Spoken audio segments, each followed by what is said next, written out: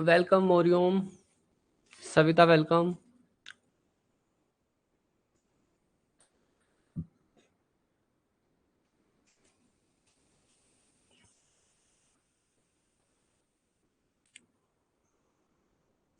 समृति welcome. बच्चों start करते हैं क्लास, ठीक है, बहुत ही जल्द we will be starting the class.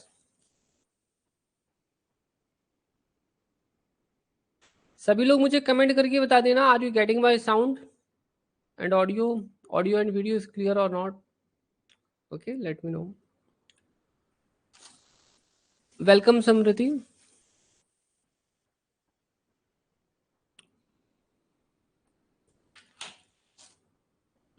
I am fine, I am very fine.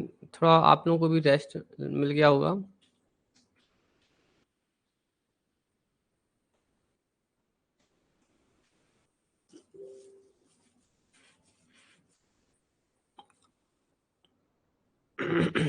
ठीक है, ओके। सो बाकी लोग भी मुझे कमेंट करते हैं बच्चों। ओके, सिर्फ समृति ही कमेंट कर रहे हैं। सुल्ताना, मोरियम, बाकी स्टूडेंट्स भी कमेंट कर दें।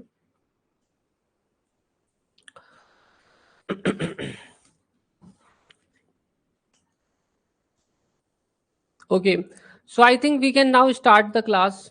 ओके, ठीक है बच्चों, तो स्टार्ट कर देते हैं आज की क्लास को। मुझे बच्चों ये बता दो कि आप लोगों का नेट एग्जाम का एडमिट कार्ड आ गया है क्या?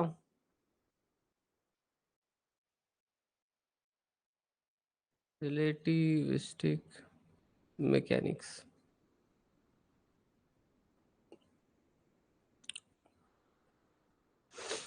क्लियर है ना? ठीक है सर, नहीं आया अभी।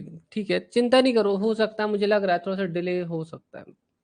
ठीक है, so you will be getting time. ठीक है, अपना रिलेटिविस्टिक मैकेनिक्स लगभग 3 दिन के अंदर खत्म हो जाएगा। ठीक है, so don't worry, we will face in 2 और 3 डेज। तो फिर उसके बाद आप लोग आराम से रिवीजन करना। ठीक है, देखो क्या है, जो रिलेटिविस्टिक मैकेनिक्स है दरअसल ये बहुत इंपॉर्टेंट है। ठीक है, वेरी वेरी वेरी इंपॉर्टेंट, बहुत ज़्यादा आती है। ये आईआईटी जैम में भी आती है और आप ये समझ लो कि सीएसआईआर में भी आती है, बहुत इंपॉर्टेंट है। ठीक है, हाँ मोरियम, डिले हो जाएगा एग्जाम, मुझे ऐसा लग रहा है, so it will get delayed.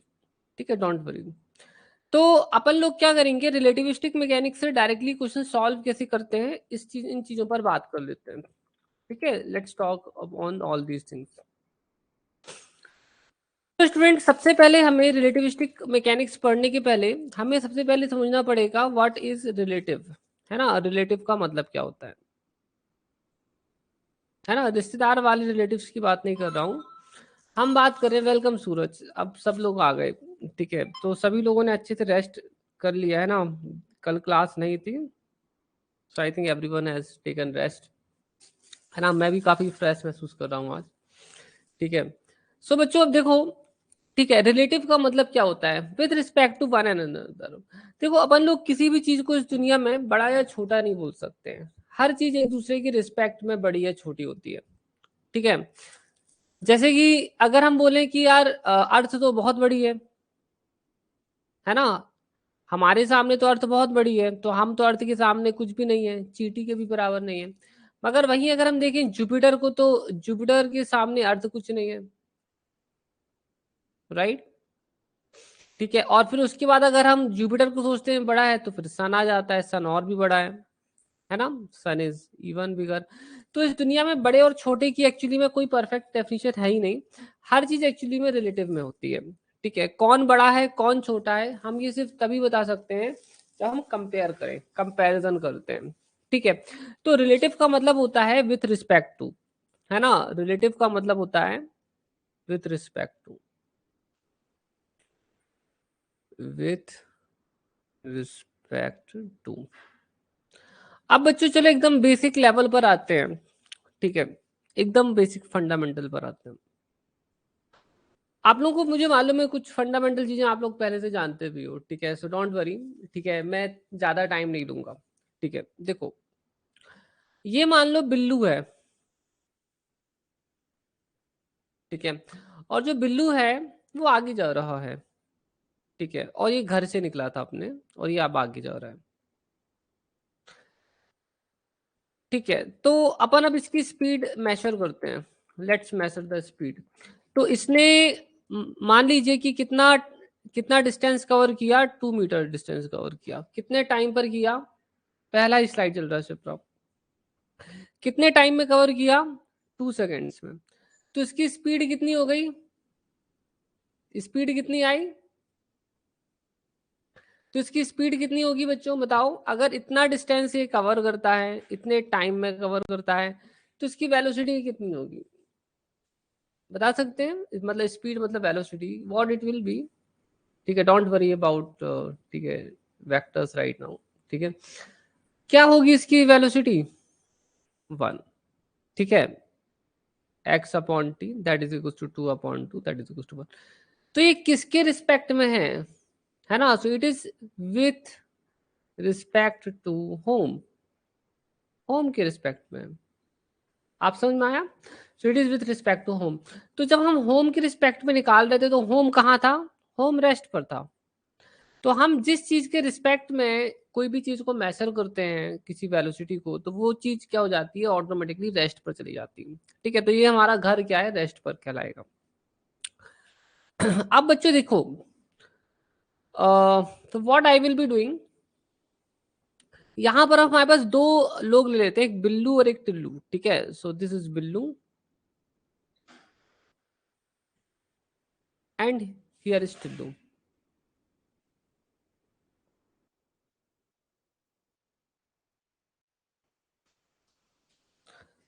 अब स्टूडेंट्स देखो, बिल्लू की हाइट है 5 फीट, ठीक है, टिल्लू की हाइट है 6 फीट, है ना। तो अब बट हमें टिल्लू की हाइट बिल्लू के रिस्पेक्ट में निकालनी है, so height of Tillu with respect to Billu, तो ये कितनी होगी, आप बता सकते हो, what is the height of Tillu with respect to Billu. देखो बिल्लू की हाइट तो ये है, मैं बता देता हूं आप लोगों को, ठीक है, दिस द, ठीक है, so this the height of Billu, this the height of Tillu. तो अब हमारे सामने क्वेश्चन आता है कि what is the height of Tillu with respect to Billu, very good, height of Tillu minus height of Billu, this is equal to 1 feet, ठीक है, वेरी गुड। दरअसल इसकी हाइट है 5 मीटर्स, इसकी हाइट है 6, सॉरी इसकी हाइट है 5 फीट, इसकी हाइट है 6 फीट, बट वो एक्चुअली में ग्राउंड के रिस्पेक्ट में है ना, जब हम ऐसे ग्राउंड को लेते हैं ग्राउंड के रिस्पेक्ट में निकालेगी। बट जब हम इनके आपस में देखते हैं तो आपस में जो बिल्लू है, आपस में जो देखते हैं तो टिल्लू की जो हाइट बिल्लू के रिस्पेक्ट में वो सिर्फ 1 फीट की है, मतलब हम बता सकते हैं कि जो टिल्लू है वो सिर्फ 1 फीट ही ऊंचा है, ठीक है, बिल्लू से। तो this is something which is relative, ठीक है, तो ये रिलेटिव हो गया। अब देखो यहाँ पर ये बहुत इंपॉर्टेंट है, ठीक है, these things are very very important, ठीक है। अब देखो जैसे कि यहाँ पर एक कार ये जा रही है और दूसरी कार ये जा रही है, so this is car A, this is car B, ठीक है। देखो ये ना मान लीजिए इस पोल के रिस्पेक्ट में आगे जा रहे हैं, सो हियर इज द पोल, मतलब खंबा इसके रिस्पेक्ट में जा रहे हैं, इसकी वेलोसिटी है v equals to 4 meter per second, इसकी वेलोसिटी है v, so let's call it as V A, इसकी वेलोसिटी है V B, let's call it as 8 meter per second. So what is the velocity of B with respect to A, तो velocity of B with respect to A को लिखते हैं velocity of B minus velocity of A, ठीक है। तो ये कितनी हो जाएगा, 4 मीटर पर सेकेंड हो जाएगी। तो देखो वैसे तो अगर हम देखें तो बिल्लू काफी मतलब बी काफी तेजी से जा रहा है, बट ए के रिस्पेक्ट में उसकी स्पीड 8 नहीं है, ए के रिस्पेक्ट में उसकी स्पीड कितनी है, अगर हम बी की वेलोसिटी ए के रिस्पेक्ट में देखते हैं तो कितनी मिलती है, 4 मिलती है। ऐसा इसलिए क्योंकि ए पहले से ही कुछ वेलोसिटी के साथ आगे जा रहा था, ठीक है, so that is the concept of relative velocities, ठीक है। अब अगर हम यहाँ देखें velocity of A with respect to B, तो ये क्या होता है, velocity of A minus velocity of B, so this is simply equals to 4 minus 8, this is equals to -4। आ रहा है समझ में? तो अब ये नेगेटिव आ गया, मतलब अगर ये बंदा अपने आप को देख रहा है बी को, मतलब ये बंदा अगर बी के रिस्पेक्ट में अपने आप को देखेगा तो इसको ऐसा लगेगा कि ये नेगेटिव एक्स डायरेक्शन की तरफ जा रहा है, ठीक है, क्योंकि इसकी स्पीड बी से कम है। और वहीं अगर बी ए को देखता है तो बी को ऐसा लगता है कि वो आगे जाता है। समझ में आया बच्चों? ये चीज समझ में आ गई आपको? मुझे जल्दी कमेंट करके बताएं। Is that clear to you? So this is the velocity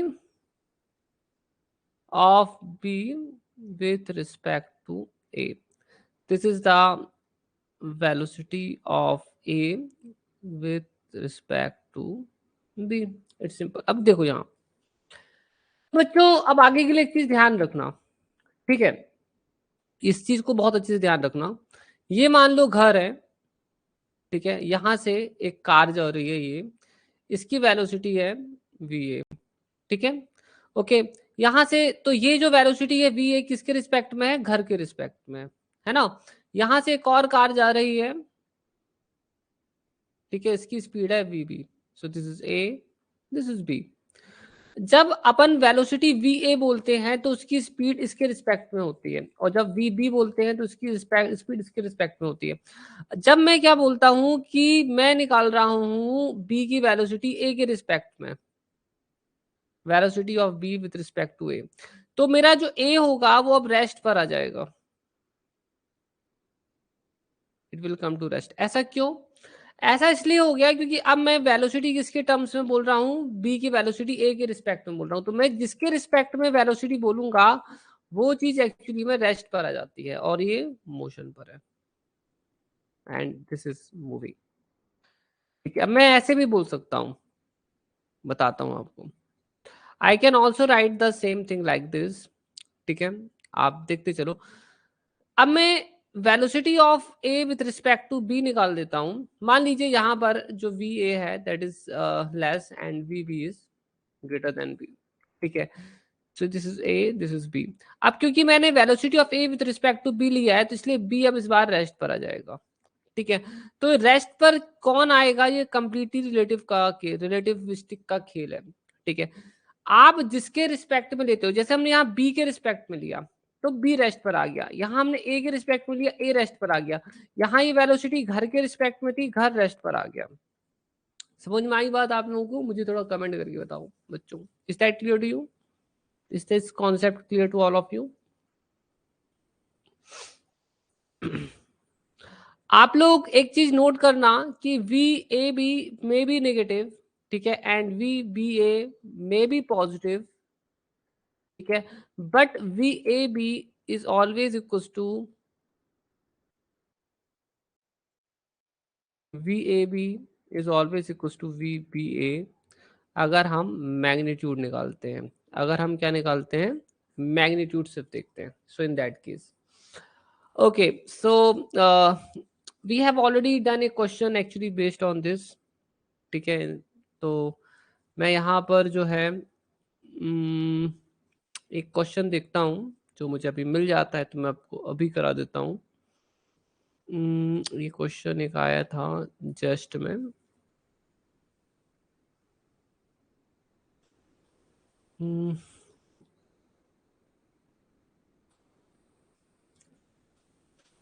wait for a while, ठीक है बच्चों, थोड़ा सा वेट करें। मैं एक क्वेश्चन है, बहुत ही अच्छा क्वेश्चन आया था इस टॉपिक पर।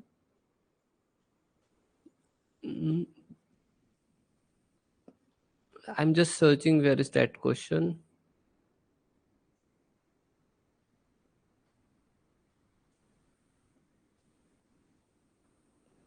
ओके, अभी तो मुझे ये नहीं दिखा, ठीक है, मैं एक बार इसे और ढूंढता हूँ, अगर मुझे इस बार ये दिख गया तो मैं आपको ये अभी करा दूंगा। So just wait for a while, ठीक है, एक बार मैं और देख लेता हूँ, क्वेश्चन मिल जाता है तो अभी करा देता हूँ स्टूडेंट्स। हम्म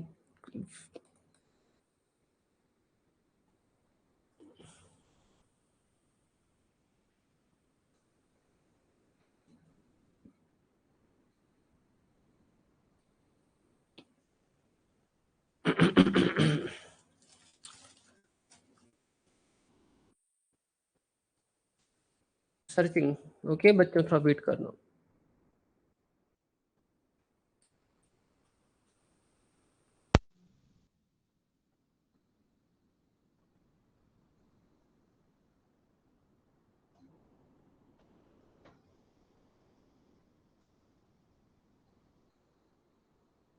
हाँ सूरज श्योर, मैं भी ढूंढ ही रहा हूँ, मैं सोच रहा हूँ करा दूँ उस क्वेश्चन को जो आया था। मिल गया मुझे, आई गॉट।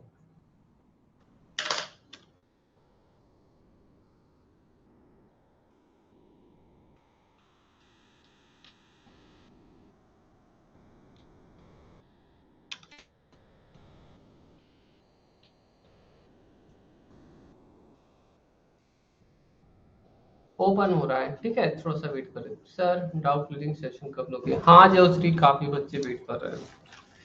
बताता हूँ मैं कब लूंगा, ठीक है, give me a second, just tell you. देखो मैं अभी एक क्वेश्चन दे रहा हूँ, आप लोग इसे डायमेंशन से मत करना बस, ठीक है। आप इसे एग्जैक्टली सॉल्व करने की कोशिश करिए, थोड़ा डायमेंशन से मत करना। फिर देखते हैं आंसर आता है या नहीं आता आपका, ठीक है।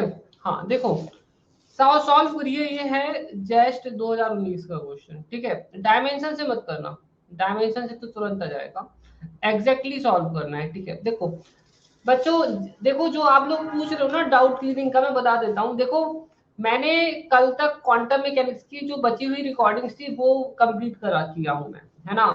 आपको पता होगा मैंने स्टेप पोटेंशियल, पोटेंशियल बैरियर, ठीक है, और हमारा क्या बचा हुआ था, semi classical theory of radiation, ठीक है, और शायद और भी कुछ टॉपिक्स थे, ठीक है। इन सभी पर मैंने जो थी रिकॉर्डिंग्स क्रिएट कर दी हैं, ठीक है। तो ये टॉपिक्स कुछ ऐसे टॉपिक्स थे जो हमारे बच गए थे, ठीक है।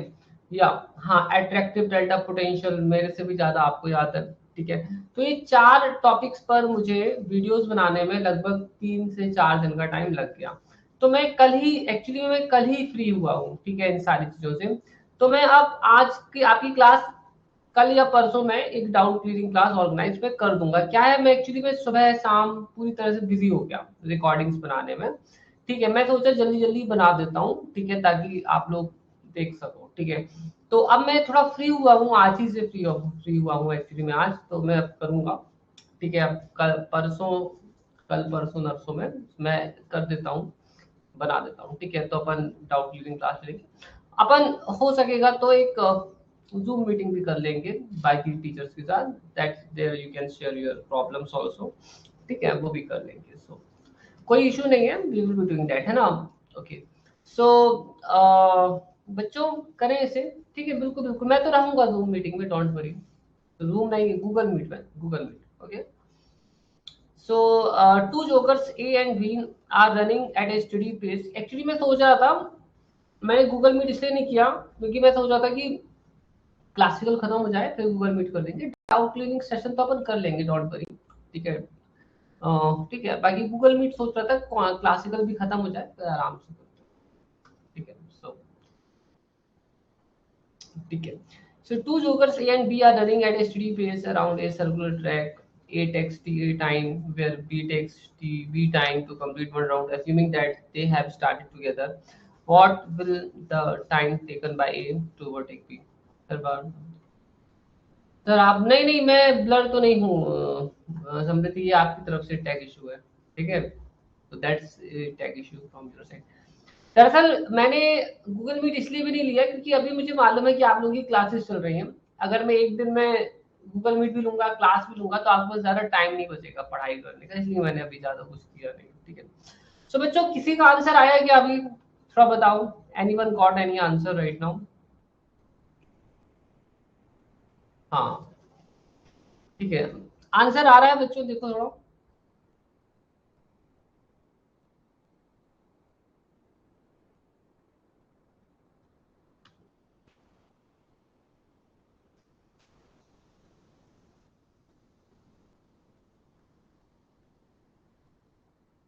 Okay,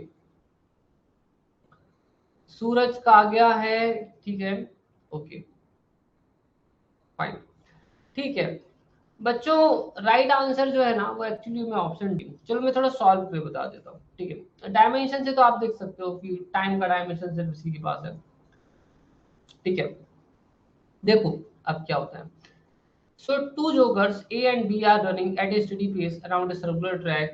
A takes TA minutes, whereas B takes TB minutes. ठीक है, तो ये हमारा हो गया A, ये हमारा हो गया B। ठीक है, तो ये दोनों एक ही ट्रैक में दौड़ रहे हैं, मैंने बनाया अलग अलग जगह पर, ठीक है, दिखाने के लिए। तो ये लेता है TA टाइम और ये लेता है TB टाइम, ठीक है। और जहां पर जो टीबी है वो ज्यादा है, मतलब इसको ज्यादा टाइम लगता है ना, this is it takes more time. तो सीधी सी बात है, इसकी स्पीड कम है ना। तो ए क्या करेगा, थोड़ी देर के बाद इसको ओवरकम कर लेगा। तो ए जल्दी जल्दी दौड़ेगा, बी पीछे पीछे दौड़ेगा। और एक समय ऐसा आएगा, ठीक है, जब एक समय ऐसा आ जाएगा जब क्या होगा, ए जो है बी के पीछे पहुंच जाएगा और वो उसको ओवरटेक करने वाला होगा। आया समझ में? जब ए उसके पीछे पहुंचकर उसको ओवरटेक करेगा। आप लोगों ने कभी किसी को ओवरटेक किया है रेस में? आपने कभी 400 मीटर 600 मीटर की अगर रेस लगाई होगी, ठीक है, तो पहले राउंड में पीछे रहे होगे मगर नेक्स्ट राउंड में आपने ओवरटेक कर लिया होगा, ठीक है। मैंने तो बहुत खेला है, दौड़ा है बच्चों बच्चों में, ठीक है। सो ठीक है, तो होता है ना, ठीक है, 600 मीटर 800 मीटर में। जी सर, बचपन में ना, ठीक है। तो बचपन में हम लोग को क्या बोलते थे हमारे सर कि बोलते थे कि पहला राउंड स्लो मारो, हाँ ना। अच्छा अच्छा, अच्छा ठीक है ठीक है। हाँ सर, बहुत बहुत जी जी। सूरज आपकी तो बात, आप तो बड़े बड़ी बड़ी बातें कर रहे हैं, इतनी आगे की बात नहीं चल रही। बाइक से नहीं, दौड़ कर, ठीक है। देखो हम लोग क्या होते थे, हाँ वो सही, अब सही बोला आपने, साइकिल से सही है। देखो तो यहाँ पर हम क्या बता रहे थे आपको कि बेसिकली हमारे जो सर हुआ करते थे स्पोर्ट्स वाले टीचर, तो वो हम लोग को क्या बोलते थे कि पहला राउंड जो है ना, ठीक है, वेरी गुड प्रिया। तो हमारे सर क्या बोलते थे कि पहला राउंड आप लोग स्लो मारो, फिर दूसरे राउंड में ना धीरे धीरे स्पीड बढ़ाना है। क्यों बोला था उन्होंने? हम लोग को बोलते थे कि अगर पहला राउंड तेज लगा लोगे तो थक जाओगे जल्दी, ठीक है। तो धीरे धीरे, मतलब फर्स्ट राउंड में नॉर्मल स्पीड से, फिर धीरे धीरे जो है ओवरटेक करने की बोलते थे हमारे जो स्पोर्ट्स टीचर थे। तो मैं भी, आप लोगों के साथ भी कुछ लाइफ में ऐसा हुआ होगा, ठीक है। तो चलो मैं आता हूँ। अब बच्चों देखो, इस क्वेश्चन बोला है कि ए को कितना टाइम लगेगा, what will be the time taken by A to overtake B. तो ए को बी को ओवरटेक करने में कितना टाइम लगना है। देखो ए ये जा रहा है, बी ये जा रहा है, ठीक है। अब ए को अगर ओवरटेक करना है बी को, तो ऐसे कैलकुलेशन नहीं किया जा सकता है ना। हमें बोलना पड़ेगा बी वाले को, यार ये लो ड्रिंक, ठीक है, सॉफ्ट ड्रिंक ले लो, ठीक है। उसको अपन कुछ अच्छा सा ड्रिंक दे देंगे और बोलेंगे बैठ के आराम करो, ठीक है। So take some Fanta, Coca Cola, Pepsi, like this. और ए को बोलेंगे भाई तू ही दौड़ लगा ले, इसको बिठा दिया। तो बट इसके लिए अब ए की स्पीड ये नहीं रहेगी, है ना। यहाँ ए की स्पीड ये थी और बी की स्पीड हमने क्या ली थी, बी बी थी, है ना। मैं बताता हूँ, अगर हम ए को बिठा देंगे, ठीक है, और इसकी एंगुलर वेलोसिटी बी ए, इसकी एंगुलर वेलोसिटी बी बी, ठीक है। ओके ओके समृद्धि, अगर हम बोलते हैं कि भैया तुम ए बी वाले भैया बैठ जाओ, कैलकुलेशन करने हैं, ऐसे तुम भी दौड़ते रहोगे तो हम कैसे कैलकुलेशन करेंगे। तो इन दैट केस क्या करना पड़ेगा, अब ए की वेलोसिटी क्या है, अब हम बी ए या बी ओमेगा ए नहीं ले सकते हैं। अगर हम बी को बिठाएंगे तो हमें यहाँ पर इसकी velocity A with respect to B लेना पड़ेगा। आया समझ में? तब हम बोल सकते हैं कि बी भैया बैठ गया है। ऑफ कोर्स ये वाली जो वेलोसिटी होगी थोड़ा कम ही होगी, है ना। इस वेलोसिटी से ये वेलोसिटी कम ही होगी, क्योंकि डिफरेंस आ जाता है ना। This is equal to B A minus B B, है ना, गॉट इट ना। तो बी को बिठाने में, अगर रेस्ट में बिठाना है तो कुछ सेक्रीफाइस भी करने पड़ते हैं, ठीक है। ठीक है, अब तो पता चल गया कि इसकी एंगुलर वेलोसिटी वी ओमेगा है। तो अब कितना टाइम लगेगा ए को एक राउंड कंप्लीट करने में, ए को एक राउंड कंप्लीट करने में कितना लगेगा, ओमेगा ए बी, ठीक है, 2 पाई। इसको लिख लेते हैं omega A minus omega B, ठीक है। Let's write like this, okay. तो ये अपना हो गया, ओके, और अब क्या करें? So what we should do further?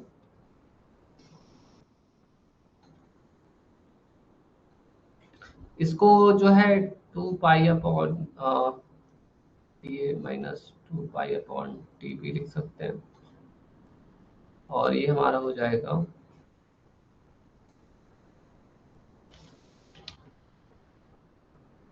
आगे समझ में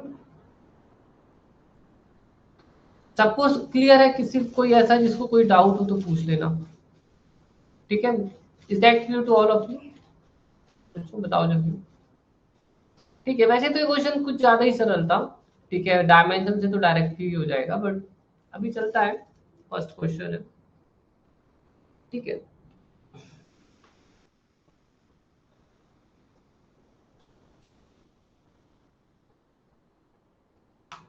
ओके, अच्छा ऑप्शंस देखना, देख लीजिए, ठीक है। मॉर्टन ड्यू एक सॉफ्ट ड्रिंक है सूरज, ठीक है, मैंने भी पिया है, टेस्टी होती है, मगर नहीं पीना चाहिए, नुकसान करती है, ठीक है। इसमें सोडा वगैरह होता है, पर हेल्थ के लिए ठीक नहीं होता, ठीक है। कोई भी सॉफ्ट ड्रिंक जो है नहीं लेना चाहिए, मार्केट में शुगर कंटेंट भी बहुत ज्यादा रहता है, ठीक है। देखो, अब ना सी पीना हो तो लस्सी पियो, ठीक है, मिल्क शेक पियो, ये सारी चीजें पियो। स्टूडेंट्स, अब हम जानने चाहते हैं कि जो फ्रेम होता है, ठीक है, देखो, अगर हम रिलेटिव मोशन की स्टडी करते हैं तो फ्रेम की स्टडी बहुत इंपॉर्टेंट होती है ना? तो अपन लोग ऑलरेडी पढ़ चुके हैं कि दो टाइप्स के फ्रेम होते हैं, inertial and non inertial frames, है ना?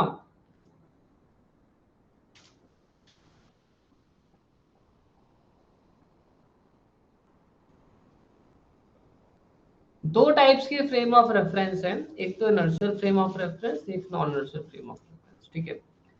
तो don't talk now, it's okay, finish that topic, ठीक है। देखो, इनर्शियल फ्रेम ऑफ रेफरेंस वो होते हैं जो कि कांस्टेंट वेलोसिटी से आगे बढ़ रहे हो।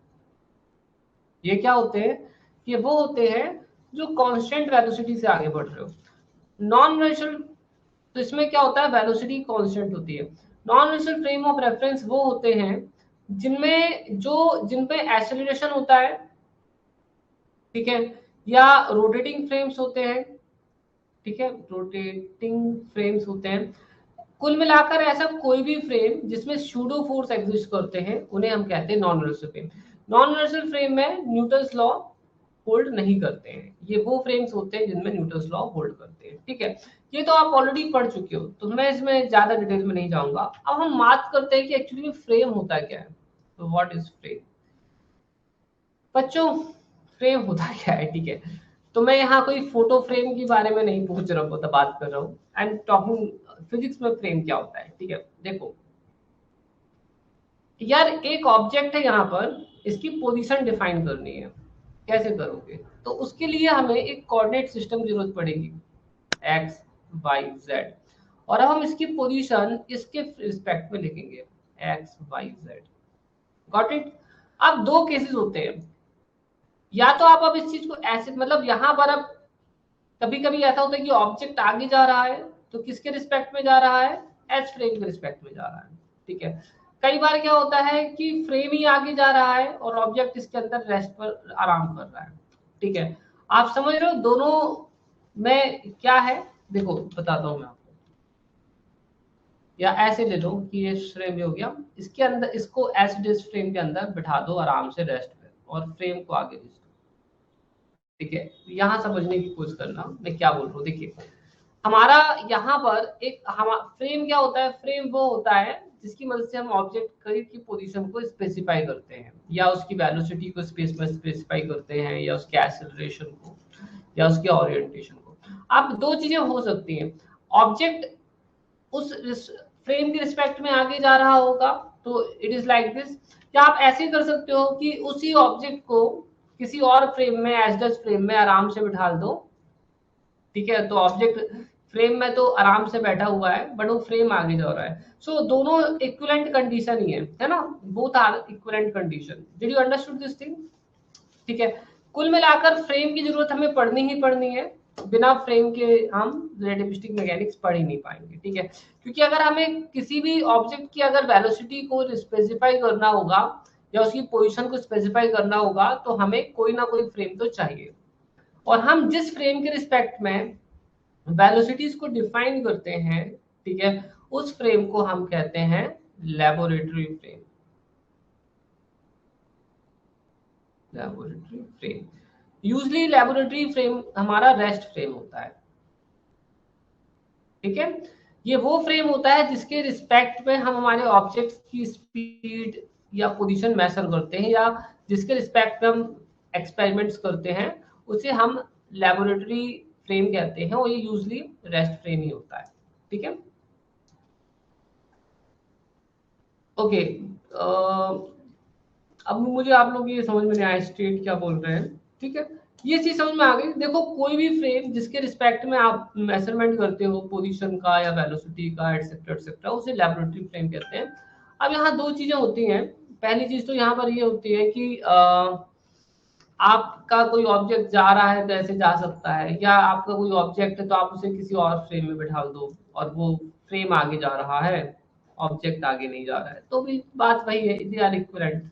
ठीक है, देखो यहाँ देखो, जैसे कि मान लो कि ये सड़क है और ये एक आदमी आगे जा रहा था v वेलोसिटी से, और यहाँ पर कोई बिल्डिंग थी इसके रिस्पेक्ट में आगे जा रहा था। अब अगर ऐसा हो जाए कि इस आदमी को एक कार मिल जाए, ठीक है, अब ये आदमी इसकी कार के अंदर बैठ गया है, ठीक है, बट अब ये तो अंदर रेस्ट पर बैठा है, बट अब ये कार आगे भी वेलोसिटी से जा रही है, सो दोनों चीजें तो एक ही है। ठीक है, are you getting the my point? तो इस केस में ये एस फ्रेम था, मतलब लेफ्ट फ्रेम है।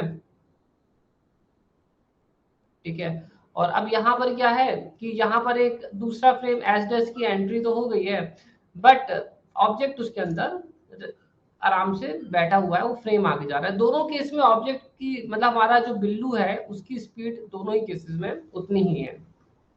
ठीक है, मैथमेटिकली दोनों इक्वलेंट है। समझ में आया आपको?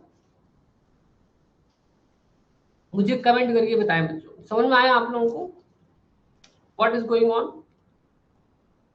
दोनों मैथमेटिकली इक्विवेलेंट है, उससे कोई प्रॉब्लम नहीं है। ठीक है, किसी को कुछ पूछना हो तो हैंड रेज कर देना।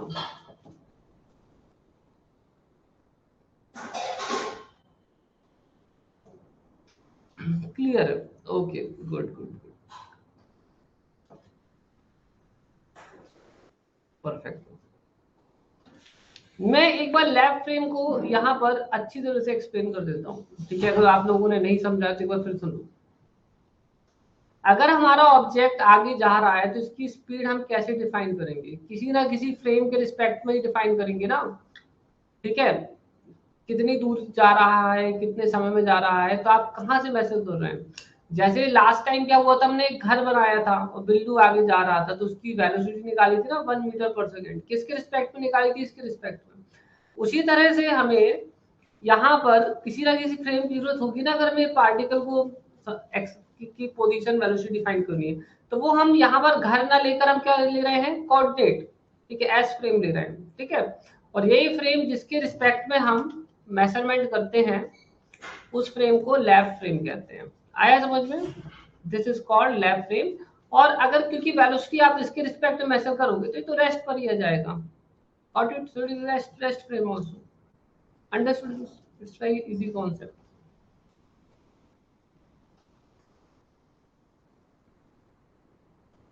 Is that clear to all? बच्चों बता देना मुझे। ठीक है, गुड। चलो अब आगे चलते हैं। देखिए, अब दरअसल अपन लोग अभी जो निकाल रहे थे velocity of A with respect to B equals to B A minus B B, है ना? हमने अभी ये भी निकाला था। ठीक है, ये सारी चीजें हम निकाल रहे थे। ठीक है, और हमने ये भी देखा कि position of A with respect to B is equals to X A minus X B.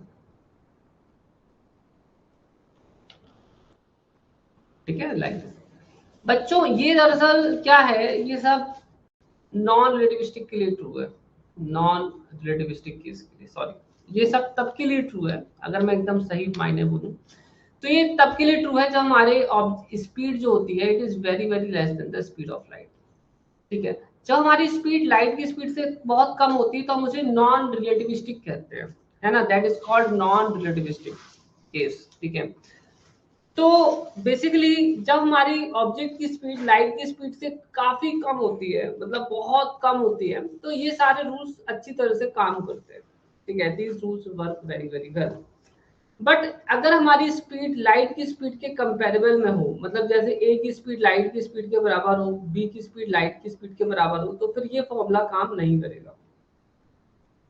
तो इसी फॉर्मूले को फिर ऐसे लिखा जाएगा, अगर V A V B they are near to the speed of light, तो ये हमारा हो जाएगा V A minus we B upon 1 minus we A V B upon C square. तो आप देख सकते हो कि फॉर्मूला कैसे चेंज हो जाता है, ऐसे चेंज हो जाता है। ठीक है, ये फॉर्मूले सिर्फ तभी काम करते हैं जब तक कि हमारी स्पीड बहुत कम होती है, जैसे बी ए और बी बी बहुत की, जैसे बी ए और बी बी जो है ना, these are quite less than the speed of light, तो आप ये केस यूज कर सकते हो। बट अगर स्पीड बहुत ज्यादा होती है तो फॉर्मूले बदल जाते हैं। आप यहाँ देख सकते हो how the formulas are changing. ठीक है, तो मेरे ख्याल से ये चीजें आप लोग को पता भी हैं। और स्पीड जब कम होती है तो आप इस फैक्टर को इग्नोर भी कर सकते हो, you can ignore this factor. ठीक है, अगर स्पीड बहुत कम है तो ये फैक्टर ऑलमोस्ट जीरो के ही पास हो जाएगा, तो ये फॉर्मूला अपने आप उसमें चेंज हो जाता है। ठीक है बच्चों, दरअसल ये जो फॉर्मूले आप देख रहे हो, these are nothing but these are the Galilean transformation, Galilean transformation.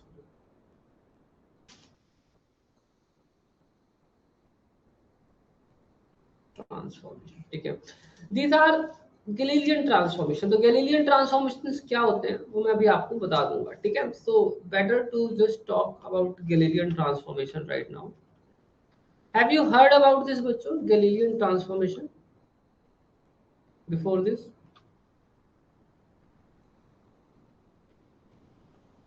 मुझे थोड़ा कमेंट करके बता देना बच्चों, गैलीलियन ट्रांसफॉर्मेशन आपने पढ़ा है इसके पहले कभी?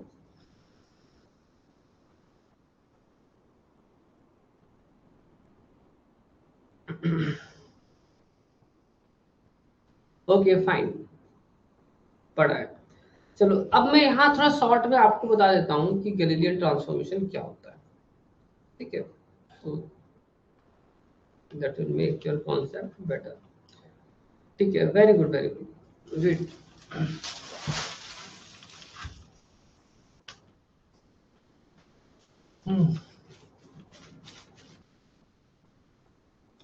नहीं नहीं, ये मेरा थोड़ा सा पेन का प्रॉब्लम हो जाता है। ठीक है,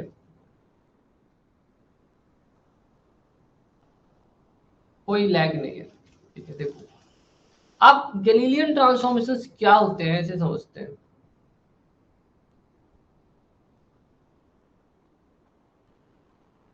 गैलीलियन ट्रांसफॉर्मेशन,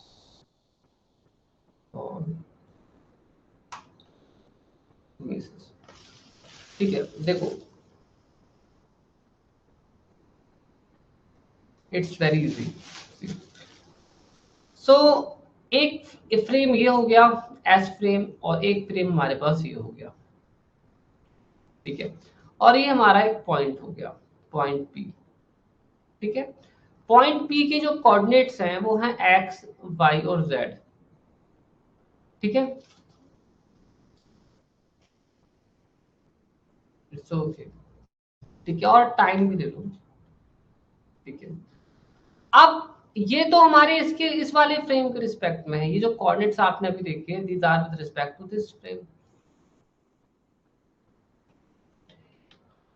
है ना, ये तो इसके फ्रेम इसके रिस्पेक्ट में है।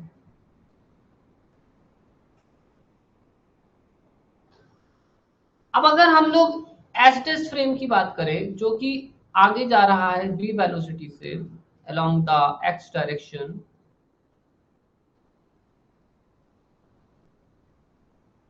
One second, x y z, x dash y dash z dash, जो कि x डायरेक्शन में आगे जा रहा है, तो इसके रिस्पेक्ट में c के कोऑर्डिनेट है x dash y dash z dash and t।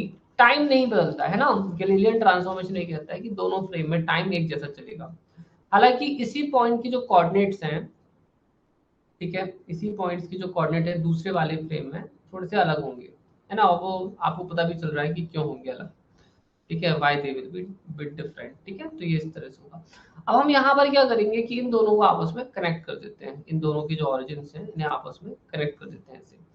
अब अगर हम इन्हें कनेक्ट कर देंगे तो यहाँ पर एक ट्रायंगल बनता है, ये वेक्टर इस तरफ है, ये वेक्टर इस तरफ है और ये आगे जा रहा है। तो क्योंकि इसकी स्पीड v है ना, तो यहाँ पर इसने कितना डिस्टेंस कवर किया होगा, vt डिस्टेंस कवर किया होगा t टाइम में। ये r है, ये हमारा r डैश है, ठीक है। तो अगर मैं triangle of vector addition use करूं तो vt इज इक्वल टू हमारा क्या होगा, तो हमारा जो vt, ठीक है, plus r dash is equal to कितना होगा, r होगा, ठीक है। तो अगर मैं यहाँ पर देखूं तो देखो मुझे क्या मिल रहा है, so what I am getting, so I am getting r dash equal to r minus vt। अब आप क्या करें, इन दोनों को एक्सपेंड कर दें तो ये हो जाएगा x dash i plus y dash j plus z dash k, ठीक है। ये क्या हो जाएगा, xi plus yj plus z k, ठीक है, माइनस बी टी। अब ये क्या है ना बच्चों, ये दरअसल इस डायरेक्शन में, तो जब मैं इसका डायरेक्शन के साथ लिखूंगा तो ये आई डायरेक्शन में जा रहा है, ठीक है, तो डोंट वरी, ठीक है, everything is very easy and simple. अब आप क्या करो, आई जे के कंपोनेंट्स कंपेयर कर लो, तो एक्स डैश इक्वल टू हो जाएगा एक्स माइनस वी टी, ठीक है, Y equal to Y, Y dash equal to Y and Z dash equal to Z, ठीक है। और ये मानता है कि टाइम इक्वल टू टाइम, है ना, टी डैश तो टी के ही बराबर लिया जाता है गैलीलियन ट्रांसफॉर्मेशन में। तो अब आप यहाँ देख सकते हो that how the things have worked, ठीक है, कैसे चीजें काम कर रही हैं, तो देख सकते हो। तो इस तरह से हमारा ये जो कोऑर्डिनेट है दोनों फ्रेम्स में, आप देख सकते हो एक्स डैश और एक्स कैसे कनेक्टेड है एक दूसरे से। मैं इसी का डिफरेंशिएशन भी कर देता हूँ, तो ये हो जाएगा वी डैश, ठीक है, इज इक्वल टू वी। तो दरअसल यहाँ पर अब आप कंफ्यूज ना हो जाएं, ठीक है, तो अपन क्या करें, तो ये जो वेलोसिटी है इसकी, जिसे हमने v माना है, ठीक है, तो इसको कुछ और मान लिया जाए, नहीं तो you will otherwise you may get confuse. तो हम इसे आई थिंक तो u मान लेते हैं, तो ज्यादा जगह पे चेंज तो नहीं करना पड़ेगा। चलो एक काम करते हैं, इसको v ही रहने दो, हम इसको बोल देते हैं कि ये u डैश है and this is u minus v, ठीक है।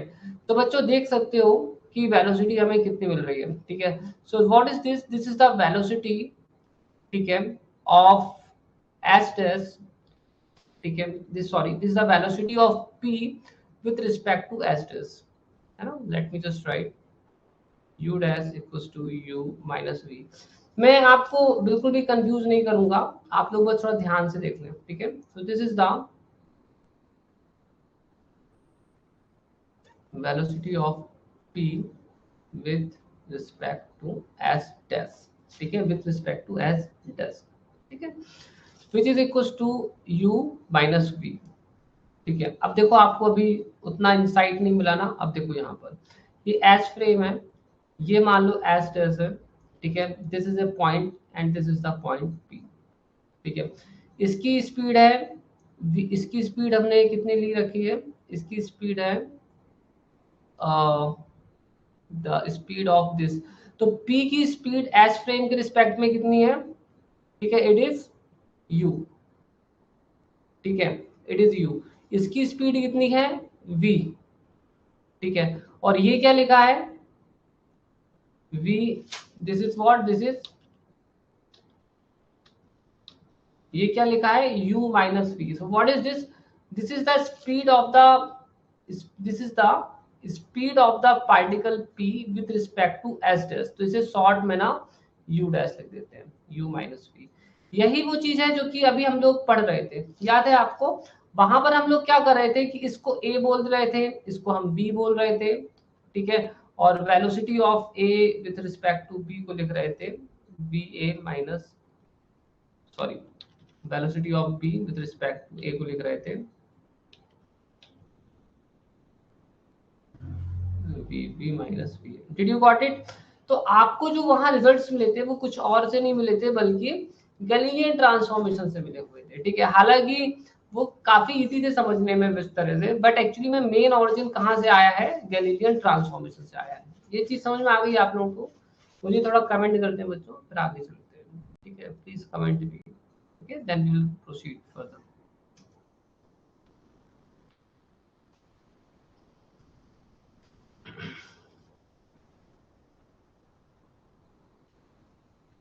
क्लियर है आप लोगों को? ठीक है, हालांकि मैंने यहाँ थोड़ा सा डेरिवेशन कर दिया है। हाँ, जो नहीं समझ में आया पूछ लो, पूछ लो, हैंड रेज करो। ठीक है, क्या आप हैंड रेज कर सकते हो? एक्चुअली में रिलेटिविस्टिक मैकेनिक्स में ना स्टार्टिंग के जो कॉन्सेप्ट्स होते हैं ना, ये बस थोड़े से इंपॉर्टेंट होते हैं, समझना जरूरी होता है, बाकी के ना अपने आप समझ में आ जाते हैं। आप हैंड रेज कर लो, मैं एक्सप्लेन कर दूंगा आपको बहुत अच्छे से। अगर किसी को कोई भी डाउट हो रहा हो तो आप हैंड रेज कर लो। ठीक है, देखो मैं एक बड़ा डायग्राम बना देता हूँ, like this is S, this is S dash. ठीक है, ये रेस्ट फ्रेम है, ये मूव कर रहा है, और ये पार्टिकल भी है। ठीक है, पार्टिकल की जो स्पीड है ना वो u है ना, विथ रिस्पेक्ट टू s। इसकी स्पीड v है विथ रिस्पेक्ट टू s। ठीक है, और पार्टिकल की स्पीड एस डैश के रिस्पेक्ट में है, है ना। It is the velocity of the particle minus velocity of S dash frame, so it is u minus v u dash. Got it? आगे समझ में? अब समझ में आ गया? कोई प्रॉब्लम हो तो पूछो।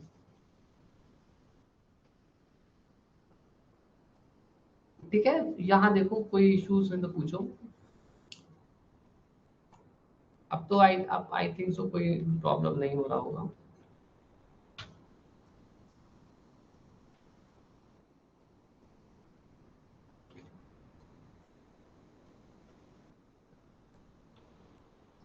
ठीक है प्रिया, अभी भी डाउट है क्या? थोड़ा देखो।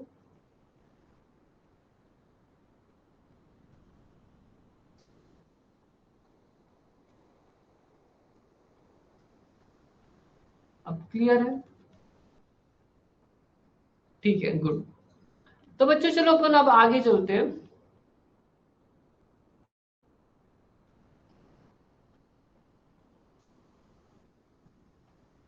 हम्म, ठीक है, गुड गुड गुड। देखो, अब यहाँ समझना थोड़ा सा। देखो, अब हमें दरअसल एक इम्पॉर्टेंट रूल है जो याद रखना है सभी लोगों को। That's a very important. वैसे बहुत स्ट्रिक्ट नहीं है कि आप इसी को यूज करें, है ना, बट अगर आप इसको यूज करते हैं तो आपको मतलब बहुत अच्छी तरह से क्लास रिलेटिविस्टिक मैकेनिक्स समझ में आएगी। ठीक है, देखो जैसे कि मैंने आपसे बोला कि मेरे पास है एच फ्रेम। ठीक है, जो कि रेस्ट फ्रेम है, क्योंकि लेबोरेटरी फ्रेम है, क्योंकि सारे मेजरमेंट हम इसी के रिस्पेक्ट में कर रहे हैं। ठीक है, ये हमारा एच फ्रेम है जो कि एक मूविंग फ्रेम है, v वेलोसिटी से आगे जा रहा है। ठीक है, इसके अंदर कोई पार्टिकल हो सकता है बैठा हो, p पार्टिकल इसके अंदर हो सकता है बैठा हो। ठीक है, आराम से आराम कर रहा हो। और एस जैसे एक गाड़ी की तरह समझ लो, कार की तरह है, या स्पेसशिप की तरह समझ लो, जा रही है। ठीक है, इसके अंदर भी हो सकता है कोई पार्टिकल बैठा हो, इसको हम बोलेंगे एस डेस्टस फ्रेम। ठीक है, और ये v वेलोसिटी u वेलोसिटी से आती जा रहा है। ठीक है, तो ये जो जब मैं इसके ऊपर कोई भी डैश नहीं लगाता हूं तो ये किसके रिस्पेक्ट में कहलाएगी? सो v किसके रिस्पेक्ट में है? Velocity with respect to s, है ना, क्योंकि s पर भी कोई डैश नहीं लगा है। So this is with respect to s, तो ये किसकी वेलोसिटी है? वेलोसिटी ऑफ p,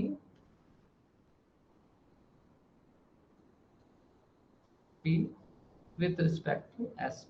जब मैं u लिख रहा हूं तो इसका मतलब क्या है? It is the velocity of q with respect to s। क्यों? क्योंकि मैंने इस पर कोई डैश नहीं लगाया है, और s के ऊपर भी कोई डैश नहीं लगाया। जब मैं लिखता हूं u डैश, तो u डैश क्या होगा?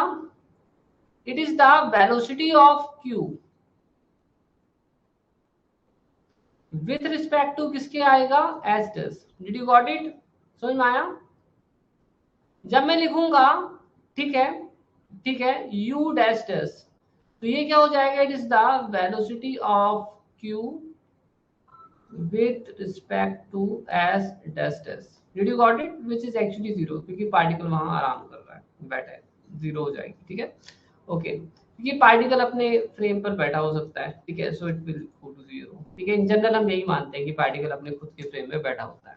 ठीक है, it is not always true, but generally it is taken to be true. ठीक है, सो इसके बाद आएगा v डैश। तो v डैश क्या है? ठीक है, वेलोसिटी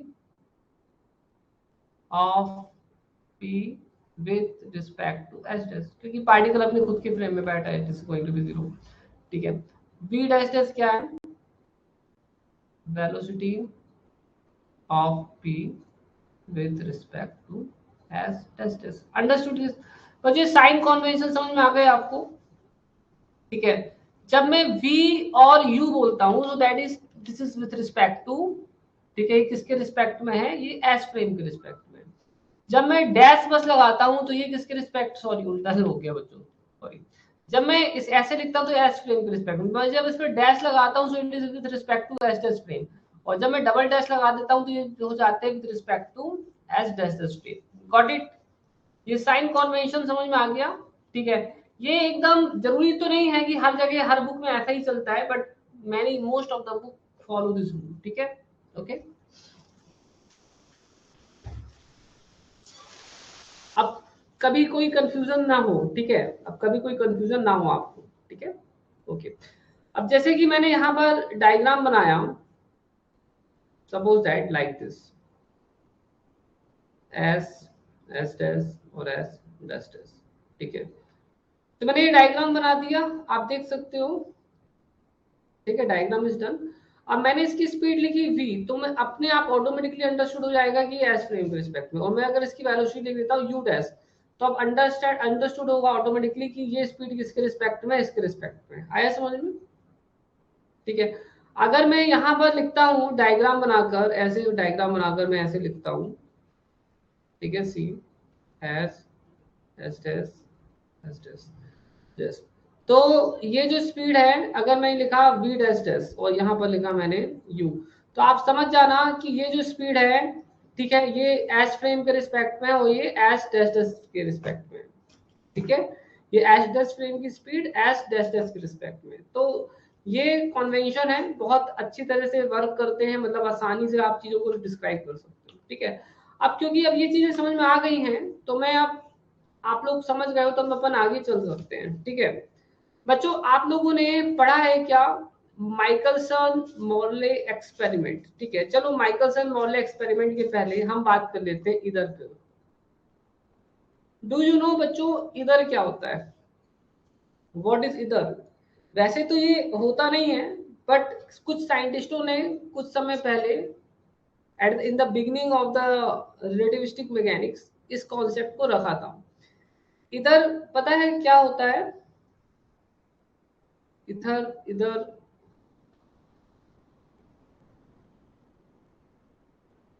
व्हाट इज इट? या एक्चुअली में ether is a hypothetical medium,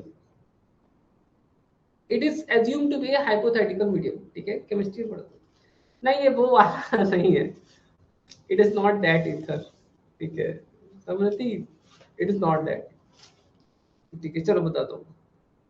actually में क्या हुआ था, साइंटिस्टों को लगता था, ठीक है, कि जो साउंड वेव होती है, जैसे साउंड वेव होती है ना, तो साउंड वेव को ट्रेवल करने के लिए मीडियम की जरूरत होती है। साउंड वेव को ट्रेवल करने के लिए किसकी जरूरत होती है? मीडियम की जरूरत होती है, जैसे एयर। तो साउंड किस में ट्रेवल करती है? मीडियम में ट्रेवल करती है। इट ट्रेवल्स इन मीडियम, मतलब लाइक एयर, जैसे एयर होता है उसमें ट्रेवल करती है ना sound waves. So sound waves travel in medium. ठीक है, जैसे एयर हो गया, वाटर हो गया, ठीक है, और फ्लूइड हो गया।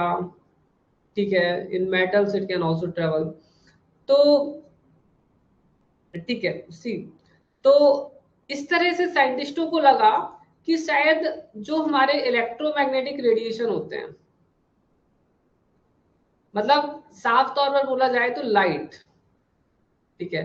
तो उनको लगा कि शायद लाइट को भी ट्रेवल करने के लिए किसी मीडियम की जरूरत होती होगी, है ना, और ये मीडियम शायद हम डिटेक्ट नहीं कर सकते, उनको ऐसा लगता था कि हम शायद डिटेक्ट नहीं कर सकते हैं। तो इस टाइप का कोई ना कोई मीडियम होगा, ऐसा कोई ना कोई मीडियम होगा जिसमें लाइट ट्रेवल करती होगी। तो उसी मीडियम को, जिस मीडियम में लाइट ट्रेवल करती है, उसी मीडियम को क्या बोला उन लोगों ने, ईथर, है ना, ईथर, है ना, उसी मीडियम को बोला ईथर। अब ईथर को हम महसूस तो नहीं कर सकते हैं, देखो हवा को तो महसूस करते हैं, देखो ऐसे करके हवा फेंकोगे तो हाथ में लगेगी और पता चल जाएगा कि हाँ यार हवा नाम की कोई चीज है, ठीक है।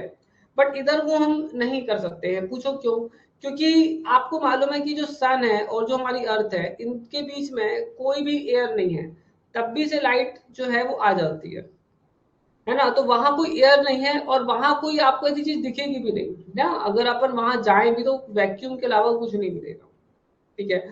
तो उन्होंने बोला, उनको लगा कि शायद इधर नाम की कोई चीज है ना, और वो पूरे यूनिवर्स में फैली हुई कि इधर नाम की कोई चीज है और पूरे यूनिवर्स में फैली हुई है, और लाइट उसी इधर में ट्रेवल करती है। और जैसे हमारी एयर विंड के रूप में फ्लो करती है ना, है ना, जैसे हमारी एयर फ्लो विंड की तरह फ्लो करती है, उनको ऐसे लगा कि इधर भी ऐसे ही फ्लो होता होगा, तो उन्होंने इसे बोला इधर विंड। क्या बोला? इधर विंड। तो दे थॉट दैट इधर can also flow like that. अब इनके पास एक चीज ये आई पॉइंट कि देखो, जब हमारा सोर्स इस तरफ जाता है, जो हमारा साउंड का सोर्स होता है, अगर वो इस तरफ जा रहा हो, ठीक है, और अगर साउंड का सोर्स इस तरफ जा रहा हो और हमारा, ठीक है, और हमारा, सॉरी मैं क्या बोल रहा हूँ, सोर्स ये है, हमारी एयर अगर इस साइड फ्लो कर रही है, air is flowing in this direction, ठीक है, अगर हमारी एयर इस तरफ फ्लो कर रही है, सोर्स हमारा यहीं पर है, ठीक है, सोर्स हमारा यहीं पर है, और हमारी अगर हवा इस तरफ बह रही है, तो पता है क्या होता है, तो व्हाट हैपेंस, तो हमारे जो साउंड की स्पीड होती है ना, वो बढ़ जाती है,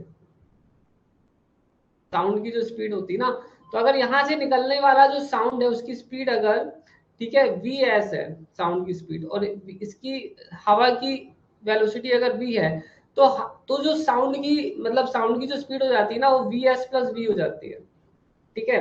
और अगर ऐसा होता है कि अगर उल्टी डायरेक्शन में चलने लगे, है ना, अगर हवा उल्टी डायरेक्शन में चलने लगी और साउंड इस तरफ जा रहा है ना, साउंड जो इस तरफ फ्लो कर रहा है, साउंड वेव इस साइड जा रही है, और एयर का डायरेक्शन अगर इस साइड हो जाए, तो एक्चुअली में साउंड की स्पीड क्या हो जाती है, वी एस माइनस वी हो जाती है। ये चीज आपने पढ़ी है, पढ़ी होगी, डेफिनेटली पढ़ी होगी, ठीक है, इसमें कोई डाउट नहीं है, डेफिनेटली पढ़ी होगी। तो साइंटिस्टों को ऐसा लगा कि शायद लाइट के साथ भी ऐसा ही होता होगा, जब हमारी इधर विंड, है ना, जब हमारी लाइट जो है वो इस तरफ ट्रेवल कर रही है, ठीक है, और हमारा इधर विंड भी इसी तरफ है, जब हमारा इधर विंड भी इस तरफ है, तो इधर की भी कुछ वेलोसिटी मान लो सेम भी, तो इन दैट केस क्या हो जाएगा, ठीक है, नहीं वो डॉपलर थोड़ा सा अलग है, ठीक है, तो इस केस में v प्लस सी हो जाएगी स्पीड, ठीक है। और फिर क्या होगा, अगर हमारा इधर का विंड इस साइड हो जाए तो क्या होगा,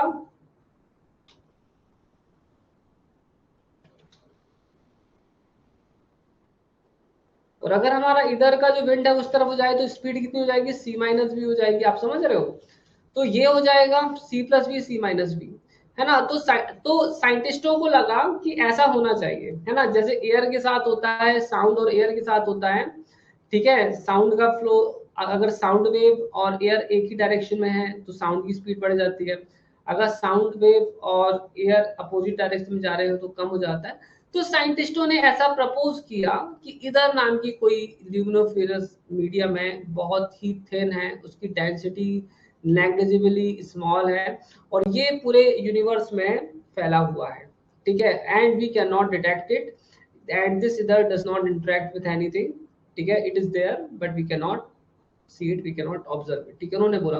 तो इधर के पास अगर विंड होगी तो ऐसा होना चाहिए, है ना, so it should happen like this, है ना, आप समझ सकते हो, it should happen like this. तो साइंटिस्टों ने ये किया। अब इधर की एग्जिस्टेंस को चेक करने के लिए, ठीक है, माइकलसन मॉर्ले एक्सपेरिमेंट हुआ, है ना, so there was a Michelson Morley experiment, आपने शायद इसके उसको पढ़ा भी होगा। माइकलसन मोर्ले एक्सपेरिमेंट, बहुत ही फेमस एक्सपेरिमेंट। तो जो माइकलसन मोर्ले एक्सपेरिमेंट है, पहले अपन उसे इधर विंड की रिस्पेक्ट में समझते हैं, है ना। First we will try to understand it with respect to ether wind. तो माइकलसन मोर्ले एक्सपेरिमेंट ने क्या किया, मैं डिटेल्स में नहीं जा रहा हूँ डेरिवेशन में। तो इन्होंने एक्सपेरिमेंट किया, ठीक है, इन्होंने एक्सपेरिमेंट किया, ठीक है। श्योर आपको पीछे चलना है, देख लो।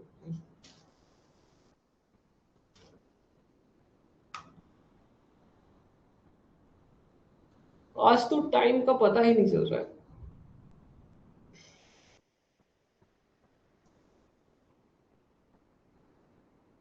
ठीक है बच्चों, योश्री ठीक है।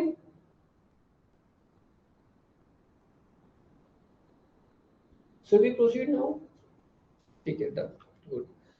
तो माइकलसन मोर्ले एक्सपेरिमेंट किया गया, तो इसमें क्या हुआ कि एक बार लाइट की स्पीड को c प्लस वी लिया गया, ठीक है, वेरी इंटरेस्टिंग क्लास ना क्या, ठीक है, या गुड। तो मान लो कि ये हमारी इधर विंड है, ठीक है, so this the ether wind,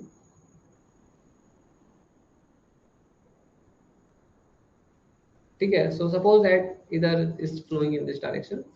तो यहाँ पर बेसिकली क्या हुआ कि अगर हमारी लाइट इस तरफ जा रही है तो उसकी स्पीड हो जाएगी c प्लस वी, और लाइट अगर हमारी इस तरफ जा रही है तो उसकी स्पीड कितनी हो जाएगी, c माइनस वी हो जाएगी। इस कॉन्सेप्ट को यूज करके इन लोगों ने कुछ सेटअप बनाया था, मैं भी ज्यादा डिटेल्स में नहीं जा रहा हूँ, ठीक है। They have used this concept कि अगर लाइट इस तरफ जा रही है तो c प्लस वी हो जाएगा, और लाइट इस तरफ जा रही है तो c माइनस वी हो जाएगी।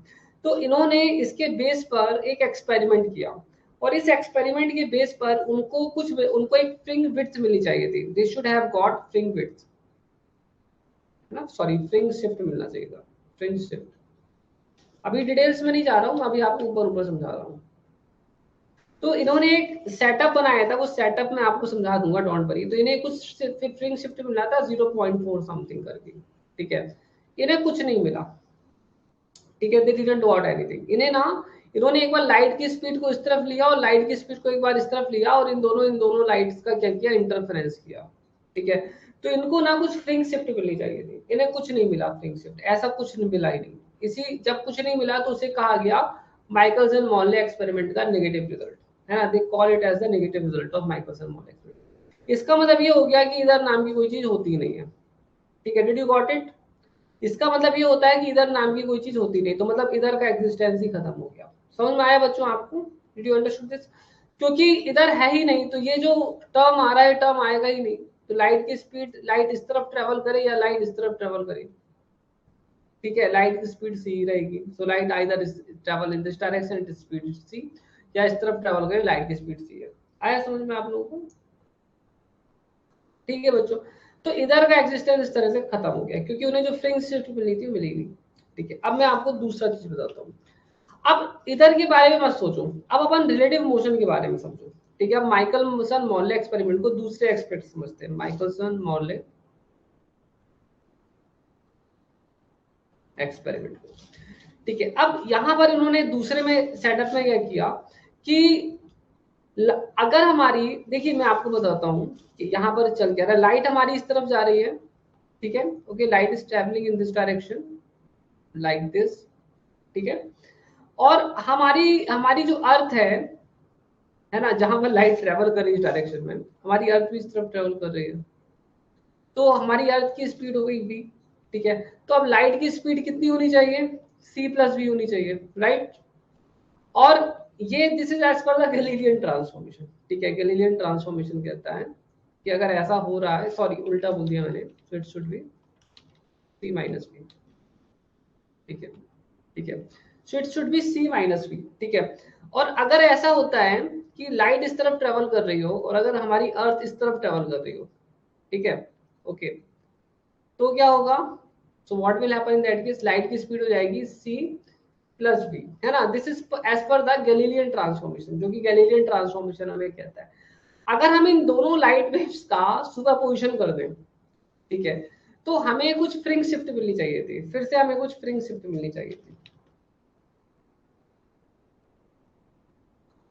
कितनी मिलनी चाहिए थी फ्रिंग शिफ्ट? 0.4 समथिंग कुछ मिलनी चाहिए थी, कुछ नहीं मिला, नथिंग गॉट, इसको कहते हैं माइकलसन मॉर्ले का negative experiment. This is called the negative result of the Michelson Morley experiment. इसका मतलब ये हुआ, इससे क्या इन्फ्रेंस निकला कि अर्थ की स्पीड जीरो नहीं है। इसका मतलब ये नहीं कि अर्थ की स्पीड जीरो नहीं है, इसका मतलब ये निकला कि आप इस तरफ जा रहे हो, suppose that A is going in this direction and the photon actually is also going in this direction, तो A के तो so the velocity of the light with respect to A, velocity of light, ठीक है, C with respect to A is equals to C, है ना। velocity of C with respect to A मतलब velocity of light with respect to A is not equals to C minus, इसकी speed को मान लो v है, it is not equals to C minus v, got it। अगर यहाँ पर इसी का दूसरा रूप भी बताता हूं, अगर हमारा ऑब्जेक्ट इस तरफ जा रहा है ए, उसकी स्पीड भी है, और लाइट जो फोटोन है लाइट का, अगर वो इस तरफ जा रहा है, ठीक है, so velocity of light with respect to A is still equal to C, है ना। Velocity of light with respect to A is not equal to C plus we, है ना, ये नहीं है। आपको समझ में आया, ये नहीं है। इसका मतलब यहाँ पर ये होता है कि आप किसी भी डायरेक्शन में जाएं, ठीक है, और कहीं पर भी जाएं, कैसे भी जाएं, लाइट की स्पीड कांस्टेंट रहती है, इट इज इनवेरिएंट, ठीक है। ये ऑब्जेक्ट इवन आगे जा रहा है, मेरी बात समझना, ये ऑब्जेक्ट इवन आगे जा रहा है, लाइट की स्पीड, ठीक है, लाइट की स्पीड ए के रिस्पेक्ट में सी ही रहेगी, it will not be C minus b, ठीक है, it won't be C minus b. अगर ये ऑब्जेक्ट पीछे की तरफ जा रहा है, अगर हम लाइट की स्पीड इसके रिस्पेक्ट में निकालते हैं तो स्टिल सी, है ना। एक नॉर्मल कॉमन सेंस कहता है कि अगर हमारा बी इस तरफ जा रहा है, ठीक है, बी भी इस तरफ जा रहा है और ए इस साइड जा रहा है, ठीक है, सो क्या होता है, velocity of B with respect to कितना होता है, velocity of B minus velocity of A, है ना, इट इज लाइक दिस होता है, आपने पढ़ा था। बट यहाँ पर मैं आपको क्या बता रहा हूँ कि अगर हमारा बी जो है, ठीक है, फोटोन है, दिस इज फोटोन, ठीक है, अगर ये हमारा फोटोन है और अगर इसकी स्पीड सी स्पीड से जा रहा है और ये हमारा ए है, इसकी स्पीड बी ए है, तो velocity of the photon with respect to A जो होगा वो सी ही होगा, it will not be C minus B A, it will be this much only. समझ में आया। इसका मतलब ये होता है कि लाइट की स्पीड सभी इनर्शियल फ्रेम्स में एक समान होती है, इट डज नॉट चेंज, ठीक है। इसको अपन ऐसे भी समझ सकते हैं, so you can understand it like this also. मान लीजिए कि यहाँ पर तीन फ्रेम्स हैं, S, S dash and S dash dash. ये हमारा रेस्ट फ्रेम हो गया, ठीक है, ये हमारा हो गया मूविंग फ्रेम, ठीक है, and this is also moving frame, ठीक है, इसकी स्पीड है v, इसकी स्पीड है u। अब एक फोटोन हो गया ये, सो फोटोन इज ट्रैवलिंग, ठीक है, दिस इज द फोटोन, ये फोटोन जा रहा है। फोटोन की स्पीड इस फ्रेम में भी c है, फोटोन की स्पीड इस फ्रेम में भी c है, और फोटोन की स्पीड इस फ्रेम में भी c है। Did you got it, understood this. Photon की स्पीड हर एक फ्रेम में c रहेगी।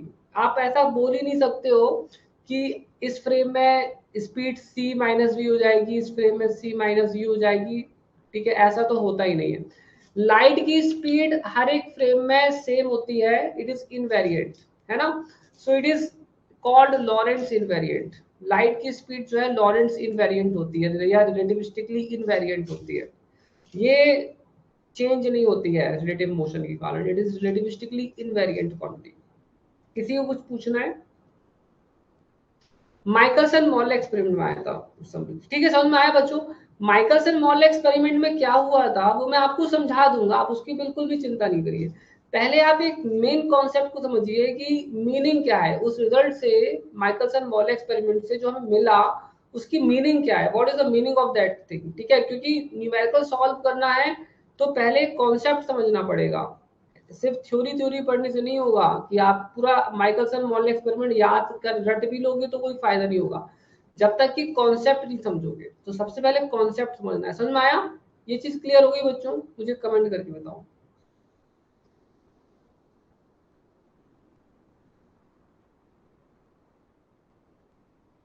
ठीक है, सो आप कह सकते हो लाइट की स्पीड एस फ्रेम में सी है, लाइट की स्पीड एस डेस फ्रेम में भी सी है, और लाइट की फ्रेम स्पीड एस डेस फ्रेम में भी सी है। सभी फ्रेम में लाइट की स्पीड सेम है, इट डज नॉट चेंज। ठीक है, इट डज नॉट सी। बाकी लोगों को भी समझ में आ गया है, ठीक है। अब माइकलसन मॉर्ले एक्सपेरिमेंट का जो रिजल्ट था वो तो मैंने आपको समझा दिया बच्चों, ठीक है। अब मैं आपको थोड़ा सा माइकलसन मॉर्ले एक्सपेरिमेंट में हुआ क्या था वो मैं आपको थोड़ा समझा देता हूँ, ठीक है। देखिए मैं इसका जो डायग्राम है वो ड्रॉ कर लेता हूँ और आपको समझा देता हूँ, ठीक है। देखो यहाँ पर, सो this is the experimental setup, ठीक है। मेन चीज होती है कॉन्सेप्ट जो आपको समझनी है। देखो मैं इसके डेरिवेशन पर नहीं जाऊंगा, माइकलसन मॉर्ले एक्सपेरिमेंट की मेरी बुक में बहुत अच्छे से दिया है इसका डेरिवेशन मैंने, ठीक है, बहुत बढ़िया से दिया हुआ है। अगर आप चाहें तो वहां से इसे पढ़ भी सकते हो,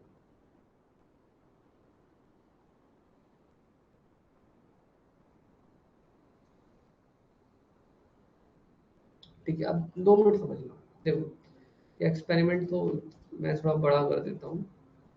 देखो माइकलसन मॉर्ले एक्सपेरिमेंट में क्या किया गया था कि ये हमारा लाइट का सोर्स है, this is the source of light, ठीक है। So it is the source of light, ठीक है। ये लाइट का मैंने सोर्स ले लिया। ये हमारा जो एक्सपेरिमेंटल सेटअप है, तो इसमें ये लाइट सोर्स ये हो गया। ये हमारा एक्सपेरिमेंटल सेटअप है, तो यहाँ पर एक मिरर है, एक मिरर यहाँ पर है। ये क्या है, डिटेक्टर है, ठीक है। लाइट यहाँ डिटेक्ट करते हैं।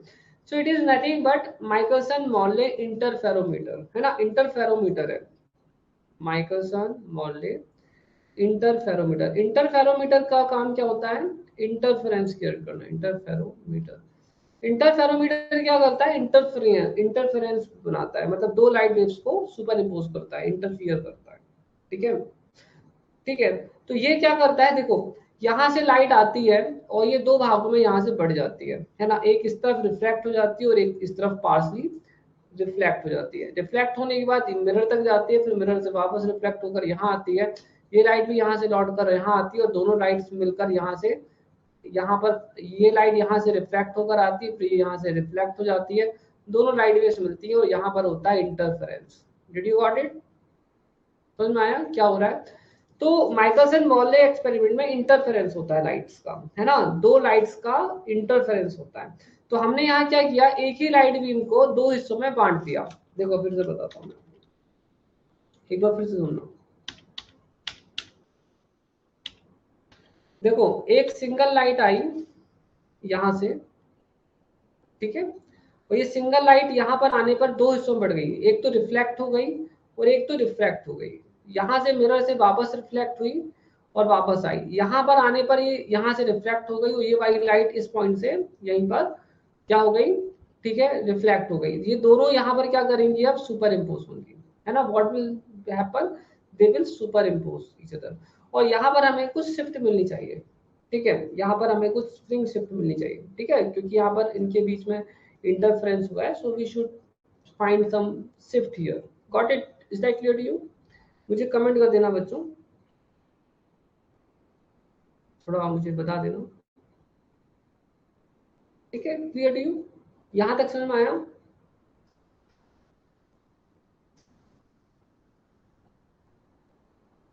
ठीक है। सभी लोग मुझे कमेंट करके बता दो बच्चों थोड़ा, ठीक है, ओके। अब यहाँ देखना, इसमें बेसिकली क्या एज्यूम किया गया था, इसमें एज्यूम ये किया गया था, ठीक है, सी, तो मेन एजम्पशन क्या किया गया था, एजम्पशन ये था, वेरी गुड बच्चों।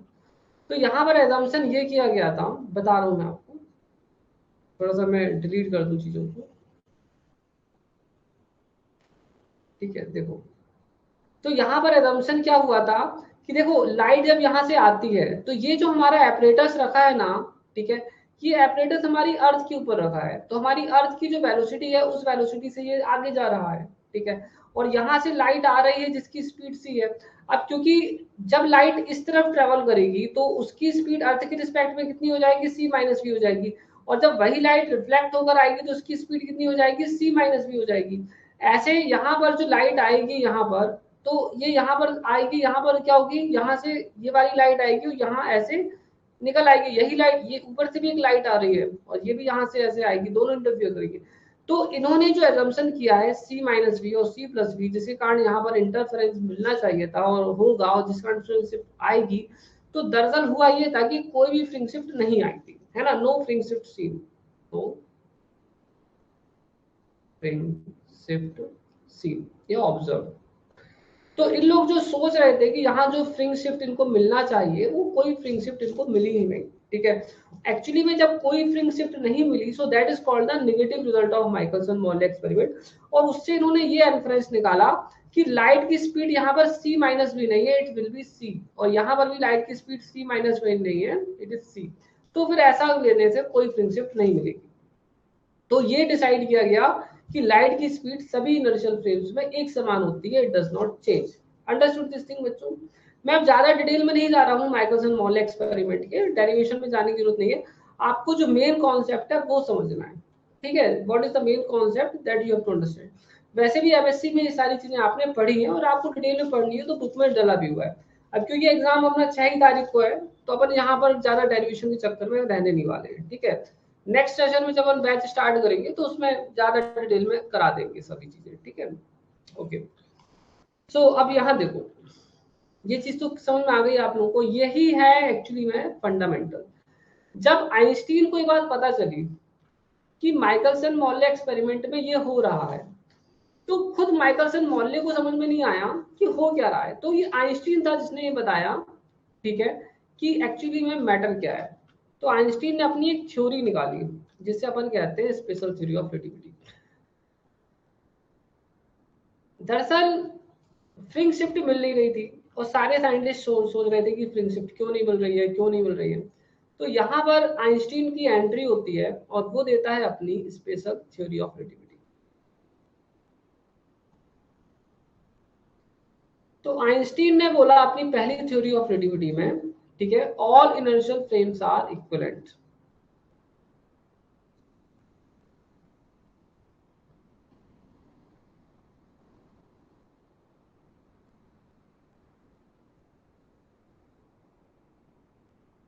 सभी इनर्शियल फ्रेम्स इक्विवेलेंट होते हैं। मतलब आप जो है किसी भी इनर्शियल फ्रेम में एक्सपेरिमेंट करो, all the inertial frames are equivalent, ठीक है। वो ऐसा क्यों बोल रहा था, उसका रीजन ये था क्योंकि हमारा ये एस है, ये एस टेस है और ये एस टेस है, ठीक है। मतलब ये सभी इनर्शियल फ्रेम्स है क्योंकि सब कांस्टेंट वेलोसिटी से जा रहे हैं, सो दे ऑल आर इक्विवेलेंट, है ना। ऐसा नहीं है कि रूल्स बदल जाएंगे, ऐसा नहीं है कि यहाँ पर जो फिजिक्स के लॉज हैं और यहाँ पर फिजिक्स के लॉज हैं अलग अलग है, ऐसा नहीं है। सभी जगह फिजिक्स के लॉज एक समान है। तो इन्होंने पहला बात बोली कि all the inertial frames are equivalent, ठीक है, and laws of physics are invariant in all the inertial frames. सभी इनर्शियल फ्रेम में फिजिक्स के लॉज सेम होते हैं, ठीक है। In all the inertial frames laws of physics are same, ठीक है। दूसरा पॉइंट इन्होंने बोला,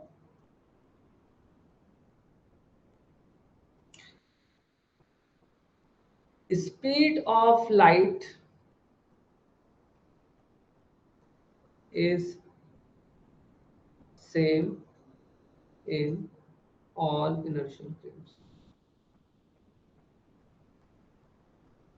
और इसी का एक और भी मतलब है कि लाइट की स्पीड की तेजी से कोई चीज दुनिया में चल भी नहीं सकती है, nothing can go faster than the speed of light. वो अभी आपको थोड़ी देर समझ में आएगा, ठीक है, जब हम लॉरेंस ट्रांसफॉर्मेशन करेंगे तब आपको चीज अच्छी समझ में जाएगी। बट अभी आप सिर्फ इतना समझे कि जो पहला थ्योरी है, पहला पॉइंट है, वो कहता है all the inertial frames are equivalent, सभी इनर्शियल फ्रेम्स इक्विवेलेंट है। और दूसरा पॉइंट है the speed of light is same in all the inertial frame, ठीक है। कोई भी इनर्शियल फ्रेम ले लो, सभी में लाइट की स्पीड c है, मतलब यहाँ पर भी c है, यहाँ पर भी c है, यहाँ पर भी c है। और c की वैल्यू कितनी होती है, 3 × 10⁸ मीटर पर सेकेंड, ठीक है। तो लाइट की स्पीड इतनी है and the speed of light is same. तो लाइट की स्पीड दरअसल 3 × 10⁸ सिर्फ वैक्यूम में होती है। तो आप कह सकते हैं, ठीक है, कि ये जो स्पीड होती है, speed of light in vacuum, ठीक है, is invariant in all the inertial frames, ठीक है। तो इस चीज को ध्यान रखना है। तो पॉइंट क्या हुआ, तो जब आइंस्टीन ने ये बात बोली कि लाइट की स्पीड सभी इनर्शियल फ्रेम में एक समान होती है, तो अब यहाँ पर क्या है कि यहाँ पर भी c लेना पड़ेगा और यहाँ पर भी c लेना पड़ेगा, तो फ्रिंग नहीं मिलेगी और एक्सपेरिमेंट, ठीक है, फिर कोई प्रॉब्लम ही नहीं है। तो इस एक्सपेरिमेंट से यही चीज पता चली थी कि लाइट की स्पीड हर एक इनर्शियल फ्रेम में सेम होती है। अब पॉइंट ये आया था कि माइकलसन मोरले ने क्यों नहीं बोला, हर कोई यही।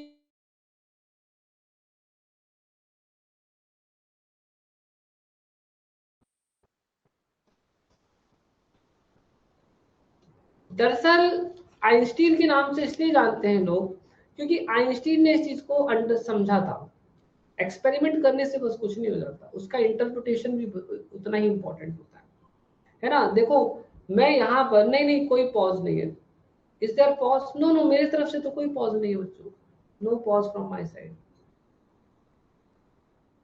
आप लोग एक बार रिफ्रेश करके देखो, क्लियर हो गया? ठीक है, इज इट फाइन नाउ? मैं ये बोल रहा था, हाँ क्लियर है। मैं ये बोल रहा था कि हर कोई स्पेशल थ्योरी ऑफ रिलेटिविटी को आइंस्टीन के नाम से जानता है। जिसने एक्सपेरिमेंट किया माइकलसन मॉर्ले, उसको कोई नहीं जानता। आप समझ रहे हो? जिसने एक्सपेरिमेंट किया माइकलसन मॉर्ले ने, उसको कोई नहीं जानता। हर कोई किसको जानता है? आइंस्टीन को जानता है। ऐसा क्यों हुआ पता है? You know why? क्योंकि माइकलसन मॉर्ले ने उसका इंटरप्रिटेशन नहीं निकाला। सिर्फ एक्सपेरिमेंट करना इंपॉर्टेंट नहीं होता है, ये भी इंपॉर्टेंट होता है कि आप उसका एक्सप्लेनेशन दीजिए। ठीक है, you should do explanation also of this. ठीक है, कि आपने जो एक्सपेरिमेंट किया उसका एक्सप्लेनेशन भी तो देना जरूरी होता है। तो उस चीज का जो एक्सप्लेनेशन था उसको किसने दिया? आइंस्टीन ने दिया। इसलिए जो स्पेशल थ्योरी ऑफ रिलेटिविटी है वो आइंस्टीन के नाम से जानी जाती है। ठीक है, आप देखना। ठीक है, अब देखो एक्सपेरिमेंट तो मैं भी कर सकता हूँ। ठीक है, जैसे कि मैंने एक पत्थर फेंक कर पड़ोसी का कांच फोड़ दिया। ठीक है, तो ये इंपॉर्टेंट नहीं है कि मैंने एक्सपेरिमेंट करके उसका कांच फोड़ दिया। इंपॉर्टेंट वो होगा जो ये बताएगा कि मैं कितनी स्पीड से फेंकूं तो कांच फूटेगा और कितनी स्पीड से नहीं फेंकूं तो कांच नहीं फूटेगा, वो ज्यादा इंपॉर्टेंट होगा। ठीक है, instead of me that I am breaking the glass. Did you understood this? तो इंटरप्रिटेशन करना ज्यादा इंपॉर्टेंट होता है। ठीक है, और आइंस्टीन ने वही काम किया। आइंस्टीन ने जब देखा तो उसने सोचा यार पंगा क्या है, मैटर क्या है। तो उसने बोला एक्चुअली मैटर ये है कि लाइट की स्पीड हर एक इनर्शियल फ्रेम में सेम होती है। और वैसे भी आइंस्टीन को इस चीज के सपने तो बचपन से ही आ रहे थे। वो तो अपने स्कूल टीचर से भी पूछता था कि लाइट की स्पीड से भागेंगे तो क्या होगा। ठीक है, तो उसको तो बचपन से ही सपने आ रहे थे इन चीजों के। ठीक है, भगवान ने तो भेजा ही था उसको इसलिए कि तुम जाओ भाई, लाइट की स्पीड से होती है सबको बताओ जाकर। वो तो माइकलसन मॉर्ले इनको एक अच्छा वो मिल गया, पॉइंट मिल गया। ठीक है, अब आगे चले बच्चों, शुड वी गो फर्दर?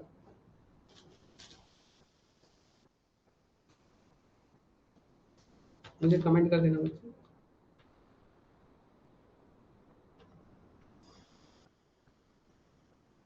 ठीक है, हाँ सर, ज्यादा से ज्यादा एक्सपेरिमेंट ऐसे ही करते हैं। हाँ हाँ ठीक है, ओके चलो। अब आगे सुनते हैं बच्चों। जो गैलीलियन ट्रांसफॉर्मेशन है ना, that is not compatible with the special theory of relativity. ठीक है, अब यहाँ समझो। मैं थोड़ा 10 मिनट पढ़ा दूंगा एक्स्ट्रा आज सर, अगर कभी भी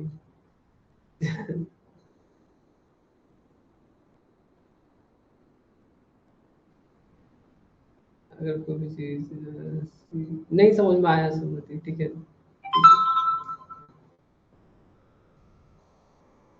ठीक है, अब सुन लीजिए मेरी बात। देखो बच्चों, अब हम हमारे वापस से गैलीलियन ट्रांसफॉर्मेशन की शरण में आते हैं। और उन्होंने जो बोला था, अब उन्हें समझते हैं कि उन्होंने क्या बोला था। गैलीलियन ट्रांसफॉर्मेशन ने हमसे बोला था कि ये एस है, ये एस्टेस है। ठीक है, और इन्होंने हमसे बोला कि यहाँ पर पार्टिकल पी है। तो मैं एक साफ चीज लिख देता हूँ कि एस फ्रेम है, ये हमारा ए है, ये हमारा बी है। तो इनके अकॉर्डिंग, ठीक है, गैलीलियन ट्रांसफॉर्मेशन के अकॉर्डिंग था कि इसकी स्पीड अगर वी ए है, इसकी स्पीड अगर वी बी है, तो velocity of A with respect to b क्या होगा? V b minus we a, sorry v A minus we b. ठीक है, बट अगर हम यहाँ पर लाइट को रख दें और यहाँ पर से किसी और को रख दें, ठीक है, बी को ही रहने दें, तो क्या होगा? So what is the velocity of c with respect to b? That is equal to c minus velocity of b, जो कि इनकरेक्ट है ना। तो आप समझ गए, क्योंकि ये लाइट की स्पीड तो बदल जाएगी। So this the speed of light. ठीक है, so this is the speed of light. ठीक है, तो ये गलत मिल रहा है। So this the speed of light with respect to B, तो ये गलत मिल रहा है ना। तो ऐसा नहीं हो सकता है ना। इसलिए आप समझ गए होंगे कि special theory of relativity is incompatible with Galilean transformation, is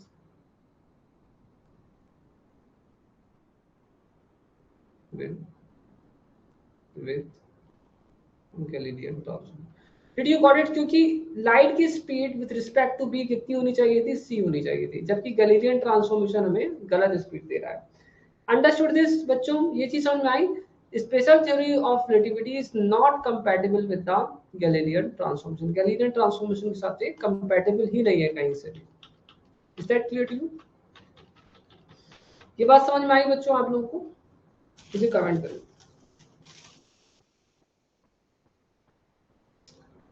ठीक है सर, एक बार रिपीट कर देखो। मैं यहाँ क्या बोला कि गैलीलियन ट्रांसफॉर्मेशन के अकॉर्डिंग ए अगर इस तरफ जा रहा है, बी इस तरफ जा रहा है, तो velocity of A with respect to b कितना होगा? V A minus we b. ठीक है, बट अगर आप ए की जगह पर अगर आप फोटोन को रख दें तो स्पीड कितनी बताएगा? Velocity of photon with respect to b कितना हो जाएगा? सी माइनस वी बी, जो कि गलत है, क्योंकि स्पेशल थ्योरी ऑफ रिलेटिविटी तो ये कहती है कि लाइट की स्पीड तो सी ही आनी चाहिए थी even with respect to b. ठीक है, तो ये तो इनकम्पैटिबल, मतलब ये होना चाहिए था और मिला क्या? ये मिल रहा है। सो कुल मिलाकर गैलीलियन ट्रांसफॉर्मेशन जो है स्पेशल थ्योरी ऑफ रिलेटिविटी के साथ काम नहीं करता है। So what we have to do? तो दरअसल actually we need another transformation. So another transformation is Lorentz transformation.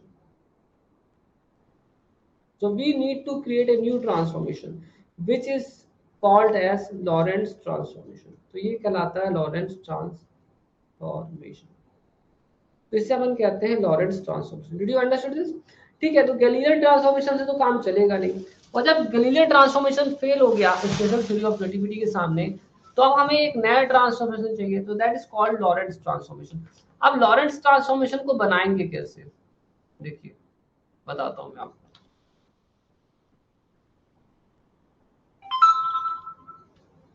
Wait for a while. So Lorentz transformation कैसे काम करता है यहाँ देखिए, तो हाउ इट वर्क्स.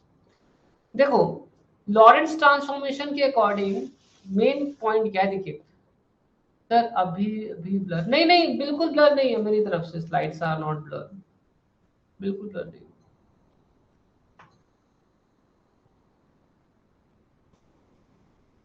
ठीक है, slides are not at all blurred, बिल्कुल भी ब्लर नहीं बच्चों. ठीक है, क्लियर दिख रहा है सभी को?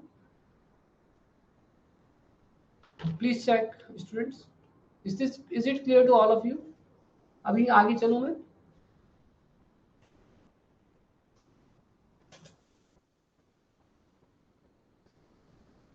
2 मिनट्स लिखा है सूरज की, 20 मिनट्स लिखा है. बता दे मुझे, फिर अपन आगे चलते हैं. आज लॉरेंट्ज ट्रांसफॉर्मेशन तो करके ही जाएंगे बच्चों. ठीक है, बाकी लोग जल्दी मुझे कमेंट कर दें. क्लियर है ना? ठीक है, देखो अपन अब यहाँ पर क्या होगा मैं आपको बता दूं. देखिए तो अब हमें एक ऐसा ट्रांसफॉर्मेशन चाहिए है जो ऑब्जेक्ट्स को कनेक्ट करे ऑन द बेसिस ऑफ, ठीक है, जो कोऑर्डिनेट्स को कनेक्ट करे on the basis of special theory of relativity. So it is a transformation, ठीक है, विच कनेक्ट्स. तो हमारे पास है एक पॉइंट P, और इस पॉइंट P का जो कोऑर्डिनेट है, ठीक है, एक तो इस फ्रेम के रिस्पेक्ट में हो जाएगा और एक इस फ्रेम के रिस्पेक्ट में हो जाएगा. ठीक है, देखते चलिए. सो ये हमारा एस फ्रेम हो गया, ये हमारा एस टच फ्रेम हो गया. ये S touch frame v velocity से आगे जा रहा है, इसके कोऑर्डिनेट्स है x y z. ठीक है,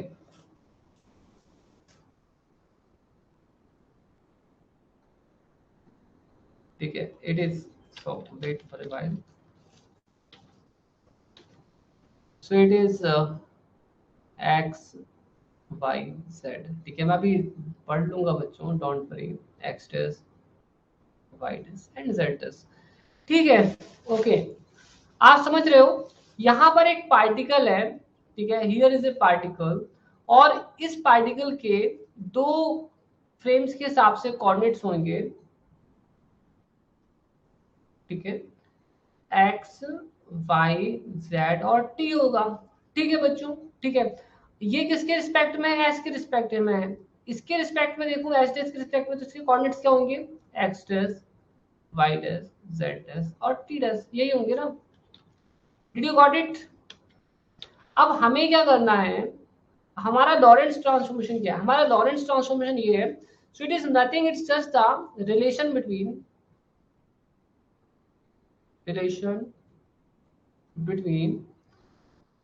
x, y, z,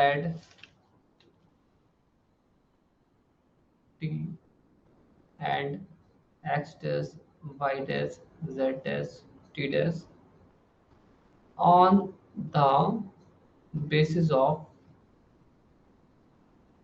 ठीक है, स्पेशल थ्योरी ऑफ रिलेटिविटी। मतलब स्पेशल थ्योरी ऑफ रिलेटिविटी के नियमों को मानते हुए, ठीक है, स्पेशल थ्योरी ऑफ रिलेटिविटी के नियमों को मानते हुए इन दोनों कोऑर्डिनेट्स के बीच में जो रिलेशन है उन्हीं को कहते हैं लॉरेंट्ज ट्रांसफॉर्मेशन।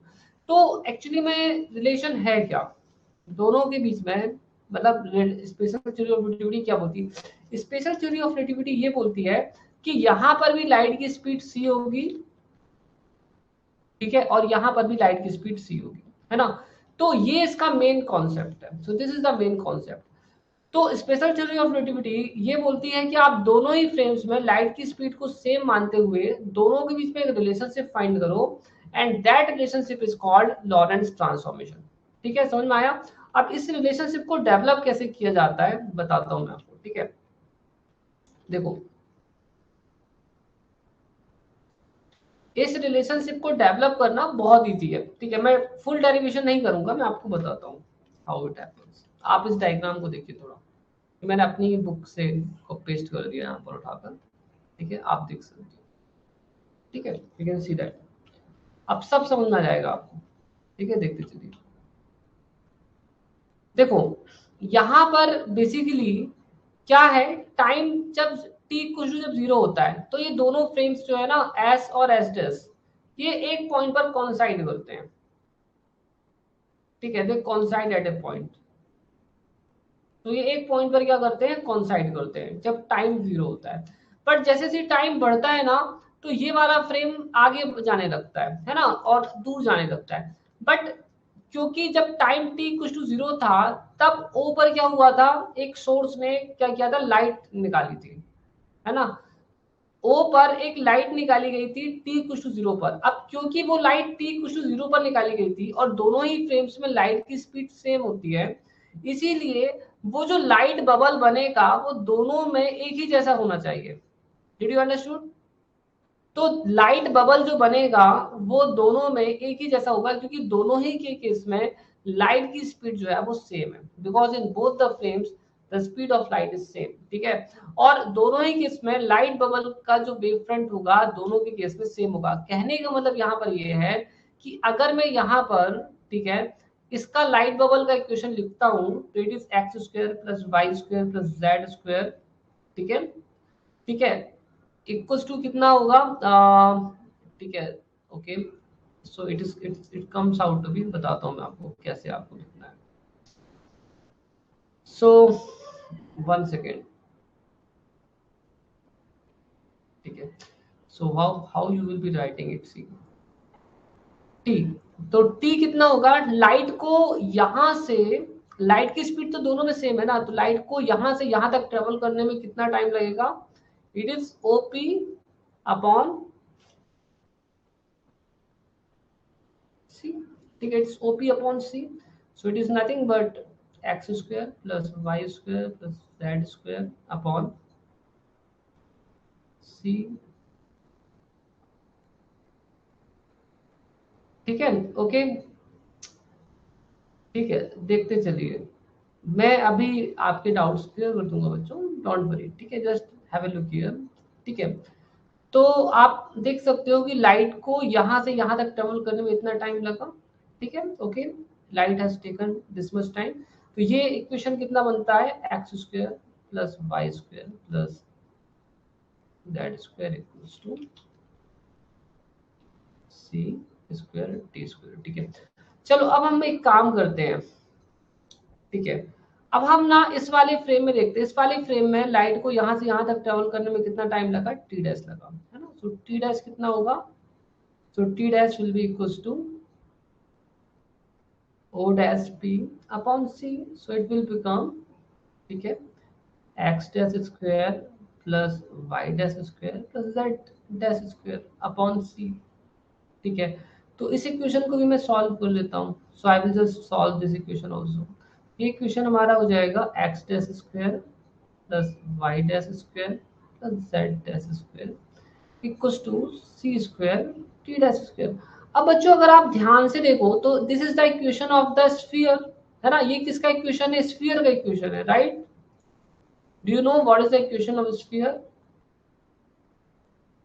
और ये दोनों स्फीयर एक ही होनी चाहिए. Both the sphere must be same. Did you understood this?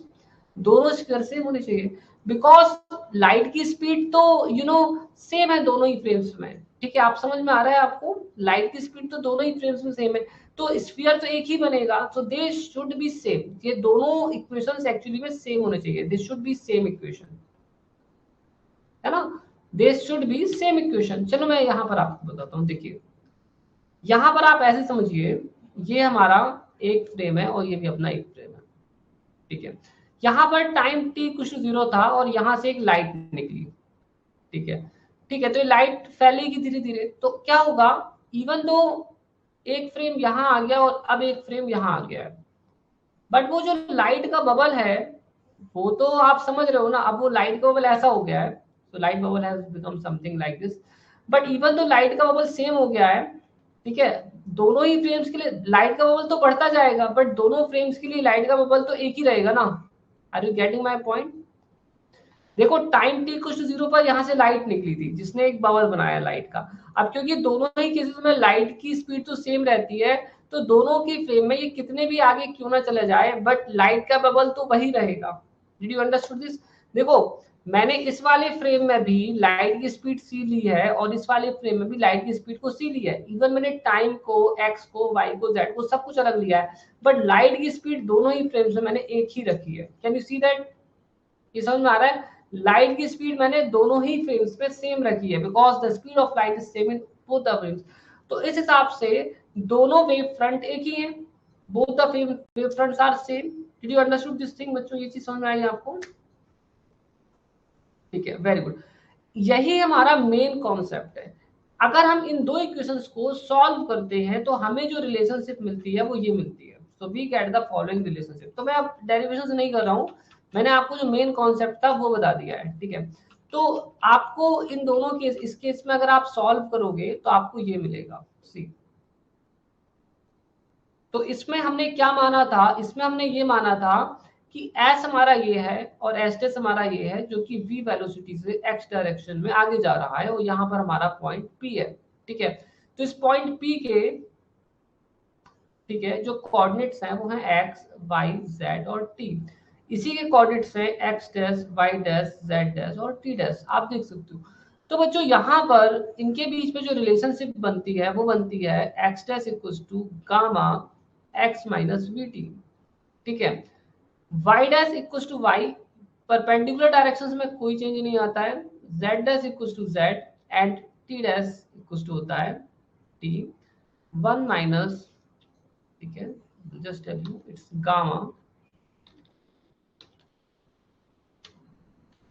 Gamma t minus b x upon C square. ये देखो, अब आप देख सकते हो क्या है यहाँ पर फैक्टर x इसलिए चेंज हो रहा है क्योंकि जो मोशन है वो x डायरेक्शन में हो रहा है. ठीक है, यहाँ पर x इसलिए आया है क्योंकि यहाँ मोशन जो है वो x डायरेक्शन में हो रहा है. ठीक है, because the motion is happening along the x direction. ठीक है, इनमें यहाँ पर जो गामा है इसे हम कहते हैं लॉरेंट्ज फैक्टर. लॉरेंट्ज फैक्टर. ठीक है, ये यहाँ पर रेस्ट फ्रेम है और ये यहाँ पर मूविंग फ्रेम है. ठीक है, इस ट्रांसफॉर्मेशन को फॉरवर्ड लॉरेंट्ज ट्रांसफॉर्मेशन भी कहते हैं. It is also known as forward Lorentz transformation.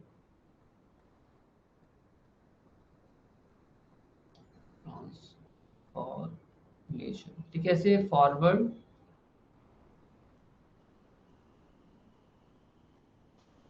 Suraj just few minutes more.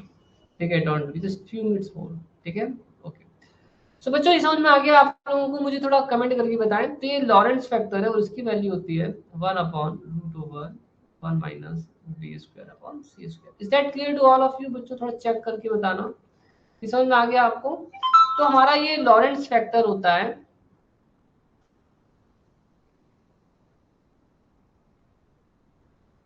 ठीक है। Is that clear to all of you? तो इसमें हमारा जो एसडेस फ्रेम है वो राइट हैंड साइड में मूव कर रहा है, ठीक है, गॉट इट। तो अगर हम दोनों ही केसेस में लाइट की स्पीड को सेम लेते हैं, that speed of light is same in both the cases, तो हमें जो रिलेशंस मिलती हैं वो ये रिलेशंस मिलती हैं, ठीक है। It's very easy.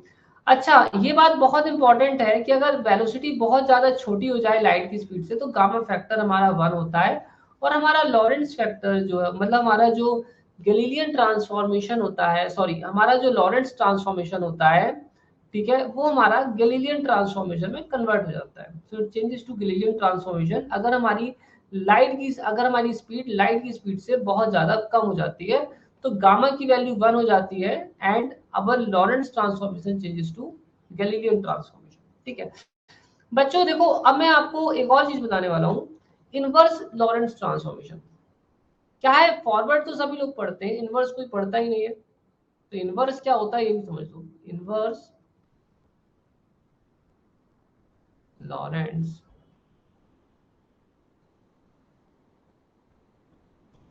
ट्रांसफॉर्मेशन। बच्चों इनवर्स लॉरेंट्ज ट्रांसफॉर्मेशन में अपन लोग फुल डेरिवेशन कर सकते हैं, but we will not be doing. तो इसमें क्या होता है कि आपका जो एस्टेस होता है हम इसको क्या करते हैं, रेस्ट में डाल देते हैं। So we put it at rest. अब ये रेस्ट में कैसे आएगा, अब इस समय अब आप इसकी जो वेलोसिटी होगी वो किसके रिस्पेक्ट में होनी चाहिए, it should be with respect to एस्टेस। अगर ये वेलोसिटी, ठीक है सर, बाकी का की पीडी, हाँ समृद्धि, बस फॉर्मूला लिख दूं, बाकी क्वेश्चंस कल करा दूंगा, ठीक है, डोंट वरी, क्वेश्चंस मैं कल करा दूंगा, बस फॉर्मूला लिख देता हूँ, ठीक है। तो अगर आपका पार्टिकल इस तरफ जा रहा है, ठीक है, सॉरी, अगर आपका फ्रेम एस इस तरफ जा रहा है लेफ्ट हैंड साइड में, तो इन दिस केस आपका जो लॉरेंट्ज ट्रांसफॉर्मेशन होता है बच्चों, ये इस तरह का हो जाता है, ठीक है। So it becomes like this, ठीक है। सो इस केस में जो होता है एक्स होता है gamma x plus v T, ठीक है। ये आपका y equal to y dash होता है, z इक्वल टू होता है z डैश, और t इक्वल टू हो जाता है गामा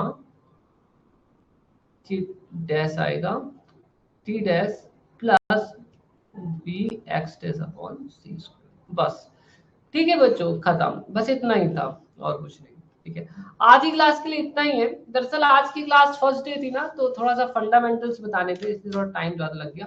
कल से हम लोग ना डायरेक्टली क्वेश्चंस करने वाले हैं, ठीक है। मतलब लॉरेंट्ज ट्रांसफॉर्मेशन तो बता दिया, अब ज्यादा कुछ है नहीं रिलेटिविस्टिक मैकेनिक्स में, now there is not too much things.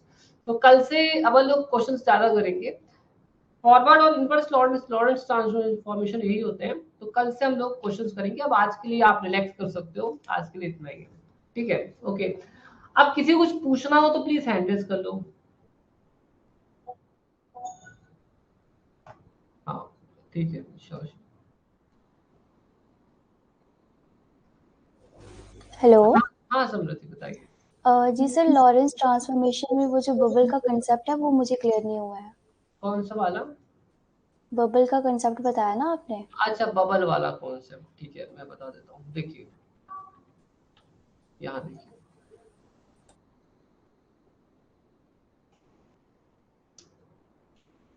Time t equal to 0 पर दोनों फ्रेम्स एक दूसरे पर कॉन्साइड करते हैं, ये तो क्लियर है आपको ना? Yes sir. ठीक है, तो let's make it like this, suppose that they are coinciding with each other, okay. अब देखो इसी समय टाइम t इक्वल टू 0 पर जब ये कोइंसाइड हो रहे थे, उसी समय पर यहाँ पर एक जो सोर्स है उससे एक लाइट निकलती है, ठीक है। अब ये लाइट क्या करेगी, फैलेगी, है ना। What it will do, it will just expand in the form of sphere, ठीक है। अभी इस पॉइंट पर तो ये बबल बहुत ही छोटा होगा। अब क्या होता है कि जब ये वाला जो फ्रेम है अब समय के हिसाब से तो आगे जाएगा, ठीक है, so it will just go away. तो जब ये कुछ समय के बाद आगे जाएगा तो सिचुएशन अब ऐसी हो जाएगी, situation will become something like this,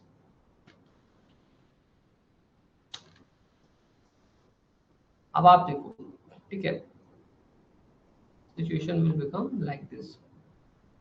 इसमें क्या होगा, ये तो देखो वो बबल तो बढ़ते बढ़ते, छोटा सा बबल जो है वो बढ़ते बढ़ते तो बड़ा होता जाएगा, है ना, राइट। वो छोटा सा बबल बढ़ते बढ़ते इतना हो जाएगा, तो मान लो कि कुछ समय के बाद बबल इतना हो गया, है ना। अब इस फ्रेम में भी लाइट की स्पीड को अपन लेंगे सी, इसमें भी लेंगे लाइट की स्पीड को कितना लेंगे, सी लेंगे। तो जो टी टाइम है ना, इस वाले फ्रेम में जो टी टाइम है, तो टी टाइम में जो पॉइंट है यहाँ पर कहीं पर भी, यहाँ से यहाँ तक चला जाता है, तो टी कितना हो जाएगा, ओ पी अपॉन सी। देखो मैंने लाइट की स्पीड सी ली है, ठीक है। अब अगर मैं, ये तो हमारा एस फ्रेम में हो गया, अगर हम एस डैश फ्रेम में जाएं तो ये इसमें टाइम कितना होगा, ओ डैश पी अपॉन सी, आप देख सकते हो, ठीक है। इन दोनों को सॉल्व करने से हमें क्या मिलता है, इस स्फीयर का इक्वेशन मिलता है। एक स्फीयर का इक्वेशन हमें इसके लिए मिलता है, और एक स्फीयर का इक्वेशन इसके लिए इसमें मिलता है। बट हालांकि दोनों स्फीयर एक ही स्फीयर है ना, वही चीज मैंने बताई थी। यहाँ पर देखो, दोनों एक स्फीयर हमें यहाँ पर मिला था, है ना, और एक स्फीयर हमें यहाँ मिला था। इवन तो देखने में अभी दोनों स्फीयर अलग अलग लग रहे हैं, बट दोनों स्फीयर सेम ही है, तो हम दोनों स्फीयर को क्या कर देते हैं, इक्वेट कर देते हैं on solving, for the purpose of solving we just equate, we compare these two things and we think they should be same, और उन्हीं को सॉल्व करने पर, कंपेयर करके सॉल्व करने पर हमें ये ट्रांसफॉर्मेशन मिलते हैं। तो ये पूरी तरह से स्पेशल थ्योरी ऑफ रिलेटिविटी को ऑबे करता है। आगे समझ में आपको? Yes sir. ठीक है, तो यही मेन कॉन्सेप्ट है। अब अपन चाहे तो डेरिवेशन कर भी सकते हैं, but that is not required for your net exam, ठीक है। Okay sir. ठीक है thank you sir, sir. Okay fine, full derivation मेरी बुक में दिया हुआ है, ठीक है। ठीक है सर। ठीक है, अब और बच्चों किसी को कोई डाउट हो तो प्लीज हैंड रेज कर ले, ठीक है। मैं कल से क्वेश्चंस कराऊंगा, आज का बेसिक क्लास था, फर्स्ट क्लास था, तो थोड़ा सा मुझे बेसिक में पढ़ाना पड़ा है, ठीक है। वेलकम वेलकम जोशी, ठीक है। आई थिंक अब किसी को और कोई डाउट नहीं है, तो मैं अब क्लास एंड करता हूँ बच्चों, ठीक है। थोड़ा पीडीएफ पढ़ लेना, मैं कुछ असाइनमेंट्स दूंगा, अगर आपका मन करे तो वो भी कर लेना, प्रैक्टिस हो जाएगी, ठीक है। ओके बाय बच्चों, टेक केयर।